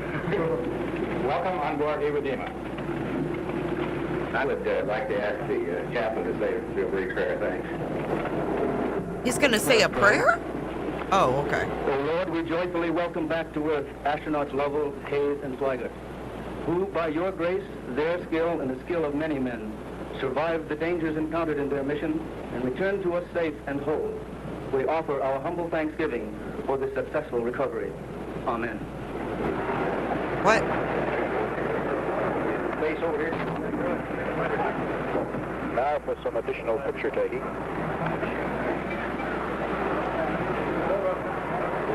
By not only the professional photographers aboard, but also a good many others. Okay, the press conference has begun. Please stay tuned. This is the first mission, our first mission to the moon, of many more to come. And we can't wait. Our teams are so ready to get to work on the next missions and explore the lunar surface and bring the world along with us. I'll pass it over to Rick. Thank you, Lori. Thank you all for your continued interest in this mission. What a truly spectacular day it was for NASA and all of our international partners. This crew has said time and again that they were going for all of humanity, and today we fulfilled that objective by completing their journey and returning them safely to Earth. I've got a few stats for those who are interested, courtesy of the Flight Dynamics Officer in Mission Control. Integrity and her crew of 4 astronauts flew 700,237 miles. We reached a peak velocity of 24,664 miles per hour. We hit our flight path angle target within 0.4%. We flew an entry range of 1,957 miles, and we landed within less than a mile of our target. What a tremendous day. Over to Howard. What a totally different vibe. Thank you, Rick. And thank you to the flight control team. What an outstanding job. Wow, what a fantastic day. I mean, we've dreamed as a team of reaching this day, and appreciate Amit's comments. I mean, so many people have worked very hard, tirelessly to get this day. I think this mission has been historic and has demonstrated new capabilities for Orion spacecraft, has taken our crew farther than any crews that have ever gone to the moon and back safely. 252,756 miles. And that is a fantastic feat. We got a lot more to do. And I'm so happy that we get to have this moment but we're going to have a lot of these moments coming up. And I want to thank the entire Orion team. They have worked tirelessly. They've dedicated many hours. They've committed to excellence and innovated and attacked challenges that we've come up with for both our NASA team, our industry partners, and our European team as well. We did it together. We brought the crew home safely. They deserve a round of applause. It was a terrific day for them as well. And I want to thank the crew. They have been a Hey, if you guys fantastic can answer inspiration my to our poll teams really as well. quick, I know You've people heard are their dropping messages. off and going to We bed. are so happy they're back But on if the you could ground. answer the We can't poll wait to see them as well. and let me know in chat And if you'd be finally, interested in covering we've that learned this a lot from weekend. this mission. Number one Deep was dive bringing the crews home time. safely, but it's also a test flight. And like Amit said, we have a work ahead of us to be done. We're going to learn from this mission. We're going to look at the data, and we're going to move forward. This is the start of a new era of human space exploration. Thank you. Well, thank you, Howard. What an incredible end There is to such an low incredible energy mission. in this. I got to tell you, I think I'm trying to pick out the best thing that happened today, and I'll just say that we were sitting in the back room getting ready for this press conference, and Howard gets a call from Reed Weissman, the commander of Integrity, and it was so great to hear his voice and tell us that all the crew is okay, and we can say that we did our mission. We accomplished what we set out to do. I'm very proud of the efforts of the Exploration Ground Systems team that supported both the launch and recovery operations alongside our Navy partners. All the hard work and dedication over the last couple years paid off today, and the team did a great job. Our recovery teams are currently in the process of bringing Orion back on the well deck of the ship, and hopefully within about 4 or 5 hours, it'll be hard down in the back end of the USS Martha. It's good to be NASA. It's good to be an American today. Thank you.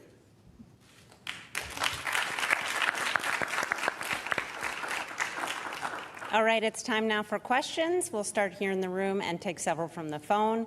For those on the here phone, we you can go. press star 1 to get Deep into the space question phone queue. calls. And please limit to one question if you can. These nuts. He's so loud. Joey Rillett with Reuters. They're and so congrats quiet. on a really nice mission.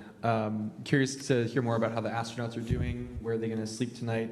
And then also, when do you guys expect to announce the crew for Artemis 3? Thanks. So the answer to your second question, Joey, is soon. I will not put units on that value, but soon. Rick, you want to talk about the crew, what they're doing? Yeah, we saw the crew a number of times after they got out of the spacecraft. We saw them on the front porch. Everybody was happy and healthy. I saw Victor as he was sitting on the edge of the helicopter on the flight deck of the ship, and he was smiling and in good spirits. And everything we've been hearing from the surgeons is the flight crew is happy and healthy and ready to come home to Houston.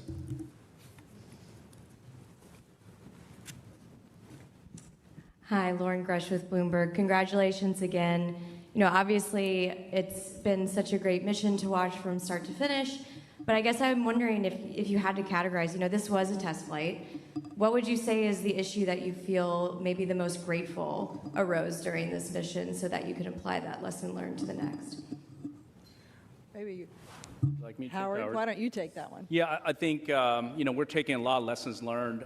Certainly, learning about how the crew operates a spaceship has been a really great learning experience, and flying and ability for them to test drive for our spacecraft has been good. I think, as we mentioned previously, our pressure control assembly, where we discovered a leakage through the system. I think we learned a lot about Oh my that. God. That is a new finding.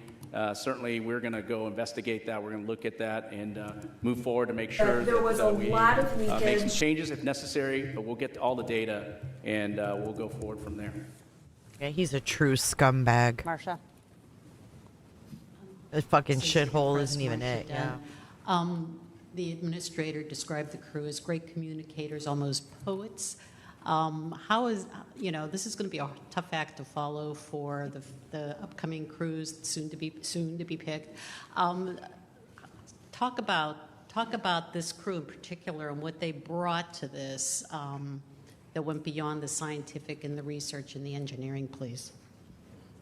I'll just say that this particular crew, they've gotten to know each other so well. So each of them individually are just absolutely amazing individuals. But they, as a group, you could watch them and what they brought as you watch them in Orion over the last 10 days, operating just seamlessly between the four of them, just the teamwork, the camaraderie, I think they really brought an amazing sense of what we're trying to achieve with this mission.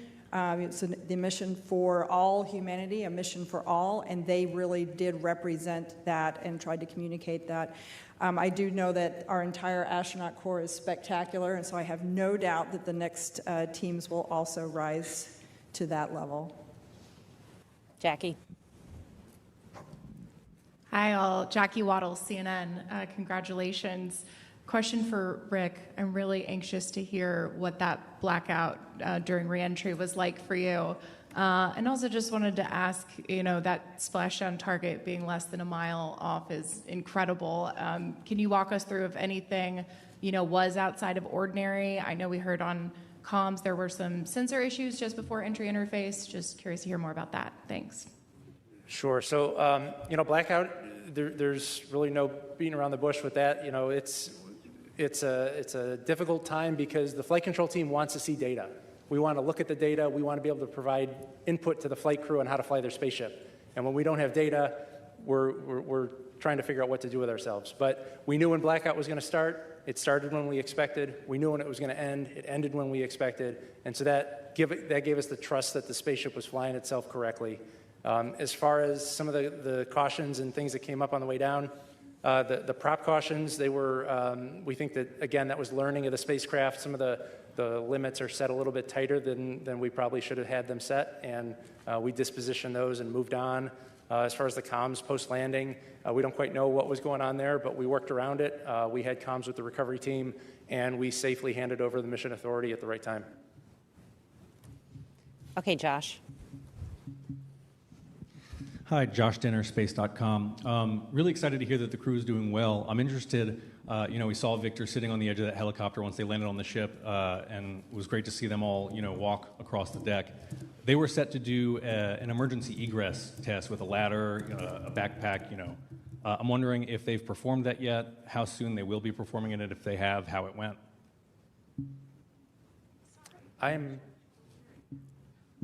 I'm not familiar with an emergency egress test post-landing. Given that this was a test mission, the number one goal was to get the flight crew out of the spaceship as fast as we could, and we weren't looking that was at any uncomfortable. post-landing objectives. Yeah, we did do, I think, back when we were back on the launch pad, we did, during the CDDT, we did an emergency egress, but that's the only one I'm aware of that is that test. Yeah, but we'll check on it for you. Eric. Eric Berger, Ars Technica. Congratulations on making what I know is really hard look easy.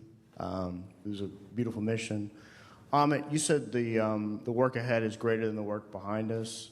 Can you talk about, as sort of NASA rises to these far greater challenges in Artemis 3, Artemis 4, and building the moon base, how important it is for you and the agency to be flying humans in deep space again and sort of to be at an operational cadence? This has to be pretty uplifting to the workforce to put the 50 years of not being back to the moon behind us. Yeah, it's huge. I mean, flight cadence and iteration is the key to reliability and safety. We were waiting to fly this mission for several years. A lot of that was because of the issues we saw during Artemis 1 and making sure we did that the right way, and we tried to make sure the machine was perfect before we flew it. But the real way to do that is to keep iterating, to keep flying, keep learning, keep getting data in the flight environment. So that piece of how we've changed the architecture and demanding that higher cadence is going to be, I would say, mandatory for us to be successful. We need that muscle memory to exist. We need the data to keep coming in, and we need to be able to quickly iterate and change the machine as we learn from it. Everything we learned from Artemis 2, we're going to get right after it, but I would say it's essential. Okay, Irene. Irene Klotz with Aviation Week and Where's the Space Technology astronauts? Like, we're not going to hear from them tonight? What do you think will be your biggest challenge to ensure that this mantle and responsibility of inheriting what Apollo did does not end like Apollo? I think we talked about this a little bit before. You know, what the architects of Apollo, Gilruth, von Braun, Siemens, Mueller, what they really wanted to do when they were given the challenge of expanding the range of action to the moon was to learn to live and work in space for a long time. They wanted to do that first. I talked a little bit about this with Rob earlier. I think, you know, and of course, because of the nature of the environment they were in, you know, they were in a race. They achieved their objectives. I'm very uncomfortable sitting here. But once it was done, it was done. And I think the foundation they wanted to build on is what we went to afterwards. So we wanted to, you know, investigate reusability with shuttle. We did that. We wanted to learn to live in space for a long time with station. We've got to that point now, 25 years of occupation. And now it's interesting. I think where we are with the program is kind of where they wanted us to be before they decided to go do that, to actually enable a sustainable presence, to learn how to live and work there for a long time. So, you know, it's a weird irony of history that, you know, it took that long for us to do that, but we weren't sitting idle while that happened. We developed the capability to have an enduring presence, you know, in space, and now we're going to take advantage of that now that we've reached back to the moon. Okay, we'll take one more in the room from Ken Chang, and then we'll go take several from the phone. Hi, Ken Chang from New York Times. I guess for Rick and everybody else, could you talk about what the last 13 minutes were like? There had to have been some anxiety, and what was the moment where you could finally relax, and when did you start celebrating in Mission Control? Well, certainly there's anxiety. If you didn't have anxiety bringing this spacecraft home, you probably didn't have a pulse. You know, I have a lot of trust in my team. We've got all flight controllers in the room on entry day went through a rigorous training process, and they are the system experts on their respective part of the spacecraft. And so while there's anxiety, there's a lot of confidence because the team is there to do a job, and we've trained well, and we executed well. We all breathed a sigh of relief once the side hatch opened up. That's when we brought the team in. We said a few words to the flight controllers, and then we turned around to the families and waved to the families and gave them a thumbs up. And we all watched as a flight control team as each of the 4 astronauts got out of the spaceship and were hoisted up onto the helicopters. It was a great day. Okay, we'll take several questions from the phone now. The first one is from Micah Maidenberg with the Wall Street Journal. Hey, good evening. Question for Lori or Howard. I know it's very, very early here, but any initial thinking about the heat shield performance relative to Artemis 1? And could you walk through how the heat shield will be assessed in the coming weeks and months? Thanks so much. So I'll just start, and then I'll hand it over to Howard. How's that? So, you know, initially we gathered a lot of data already. Certainly you saw there were aircraft that were positioned in order to do some imagery and collect data. So we've got some of those data that can be analyzed in the coming days and weeks. We also had divers below the surface that took imaging of the heat shield before it was brought onto the Mertha, so that we could understand exactly what state it's in after it landed. And so I think we've already begun the data gathering piece of it. I'm sure there'll be more assessments once we get on the ship. And then Howard, why don't you talk kind of what the next steps are? Yeah, we already have 2 of our heat shield experts on board the ship. And so when we get the crew module into the well deck, and we'll do some inspections right off the bat. Like Lori said, we've got underwater divers that are taking pictures. And then after that, once we've inspected that on the ship, we'll transfer back to Kennedy Space Center. We'll have opportunity to look in detail and do scans of the heat shield, and we'll have a lot of good data from that. We also captured a lot of great imagery. Obviously, we haven't had time to digest all that data, but we will in the next several days, and make sure we understand if there's anything that happened that was anomalous. But we're very excited. The team is very excited to get that data from both the imagery and seeing it live in person. Next up is Jackie Mogensen with Scientific American. Hi, thanks for this. I wanted to follow up on one of the earlier questions about the astronauts. I was curious if it might be possible to tell us a little bit more, if we know, about what the astronauts will be doing in their first days back on Earth, you know, what their first meal might be or activities with their families. Thanks so much. Well, Good night, top Leo. priority is going to be to get them promptly back to their families here in Houston. As far as the specifics, I'm sure each of the crew members has something special planned with their families, and that'll be the priority, is for them to take some time and spend with their loved ones. And I'm not sure we answered it, but we do anticipate them arriving back here in Houston 12 to 24 hours after Splashdown, so that would be between 7 in the morning and 7 in the evening tomorrow. Next on the phone is Jeff Faust with Space News. Good evening. I wonder if you can talk through what the processing of the Orion spacecraft is going to be now that it's back. What point do you sort of extract all of the lessons learned from the mission and start This guy applying them asked to about the Artemis toilet 3 last in order time. to have that mission ready to go launch in about a year's time? Thanks. Yeah, we will have what we call quick initial 30-day report that we'll put together. Every team will be doing their due diligence. You did. And analyzing all the data we have.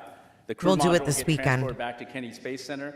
Sean's team, Exploration Ground Systems, is going to decontaminate the vehicle in terms of the propulsion system. I don't has know, Mr. hydrazine, Tupper. And so we'll be working through that. In the meantime, we'll be pulling hardware off the boat in parallel with other activities, and when we get back to Kennedy Space Center.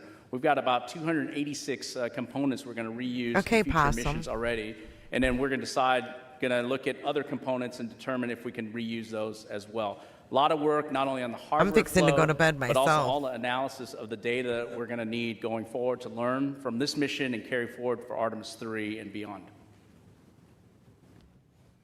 Okay, we'll take one more from the phone and then come back here into the room. The next question is from Richard Trudeau with Orlando Sentinel. Woohoo, Orlando. Hi, thanks again for taking the time. This is another question for Howard. For Artemis 3, is the docking system that you have to do with Blue Origin and or SpaceX, is that at what point would that Blue Origin be sort of in place on the new capsule? And I guess for Amit, how are your two contractors progressing toward Thanks for having being something here, that can actually Alibi. go up there on your timeline? Thanks. Okay, I'll start with our docking system. Our docking system is ready to go. It's already been qualified. We've already got the flight unit at Kennedy Space Center. Later this summer, we'll integrate it on top of the crew module. And we've done a lot of testing already, so the final part is actually the mechanical mating of the docking hatch and the docking mechanism itself. Oh, nice, Kels. And so we have a standard What are you gonna way watch of, tonight? doing dockings in space. You don't that, know? We expect Blue Origin and SpaceX to work with us on and The devil accomplish that mission. is Yeah, dancing as far as tonight. the other part, I think, we're in a massive test campaign. We've got a huge test coming up of the Blue Origin Mark 1 lander, which will be the kind of smaller these version of guys the are lander so that we use bland. to attempt the landing missions. There's going to be a test flight of that this year. We also have the test of the Block 3 Starship and Super Heavy, which is coming up hopefully in a few weeks here. So, every day in this program, we're going to be testing big machines, and we're just going to keep getting side by side with them to help them make progress. Okay, Jackie, and then we'll come back to the other side of the room. Thank you, Jackie Goddard for the Times of London. My question is for Howard. The Times of As a little boy, you were London? inspired by Star Wars.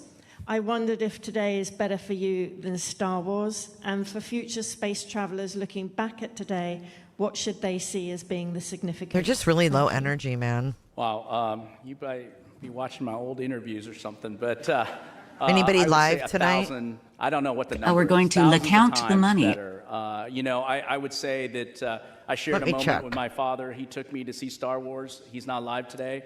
I wish he was, because that little kid who saw and was inspired by the stars. CN is and now live we're as able to usual. send, our crew out to the stars, the farthest any humans have been. I mean, I can't even express just how I feel and the goosebumps I have. Web Sleuth is live. And I would say that for all the kids out there, I mean, just pursue the dreams. I can't say any better than the crews. Mick Spunky I tell my just said kids in Web also, Sleuth he's pursue going what to you're Crime passionate Con. about. And my passion is a space program. My He made the passion is NASA. decision last night. And I was Mick able to, Spunky is accomplish going to that Crime today, Con. and hopefully many more days going I get to forward. meet Mick But you have Spunky. opportunity to do what you are passionate about. And hopefully those kids who are in love with human spaceflight, in love with going to the stars, will be inspired by us, especially by our crews. Time to and get come join NASA, come work funky. for us. We got a lot of missions ahead. I'm going to try to redirect to Trisha. Thank you. Ariel Mutsatsos from Televisa Univision.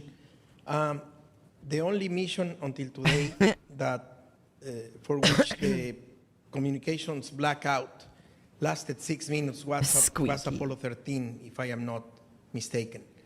Today's lasted 6 minutes, around 6 minutes. Does that say anything about the design of the ship, or what is the reason behind that? And also, very quickly, Oh, dude. can we see a She's Hispanic got redirects in, one of turned the next missions on. of Artemis? Thank you very much. Trisha has redirects turned on. We're going to redirect to Trisha. The approach trajectory. You know, the Orion spacecraft, when you get Hey, JMB. you know, plasma that's thousands of degrees. JMB, this is for you. The radio frequency of the antennas just can't shoot through that.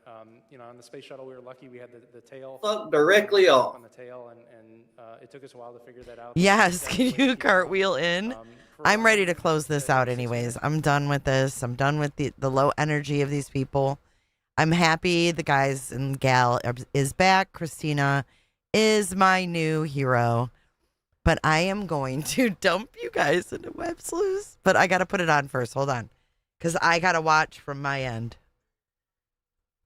If you want to put it on another device and watch it, let me see. Hold on. I'll put it on my screen. Oh, she's talking about Vegas. Listen. See all the big people. So it should be absolutely a blast. She's talking about Crime CrimeCon. Good to see you, my dear. Let's see here. Are you guys ready? Okay, I do want to play one more clip. And Okay. let me put this link in chat with Dr. Hetler from her Facebook page. Okay, are you guys ready? I'm sending you over a Cooter DeVille and all that good stuff. I'm going to end it now. You guys ready? You're going to Web Sleuths. I love you guys. Thanks for hanging out. We are going to go bomb Trisha cartwheels, brooches. She had a big meeting in Dallas. Let's see what she has to say about the Cooters coming in. I'll see you guys this weekend. Have a great night. Bye, guys.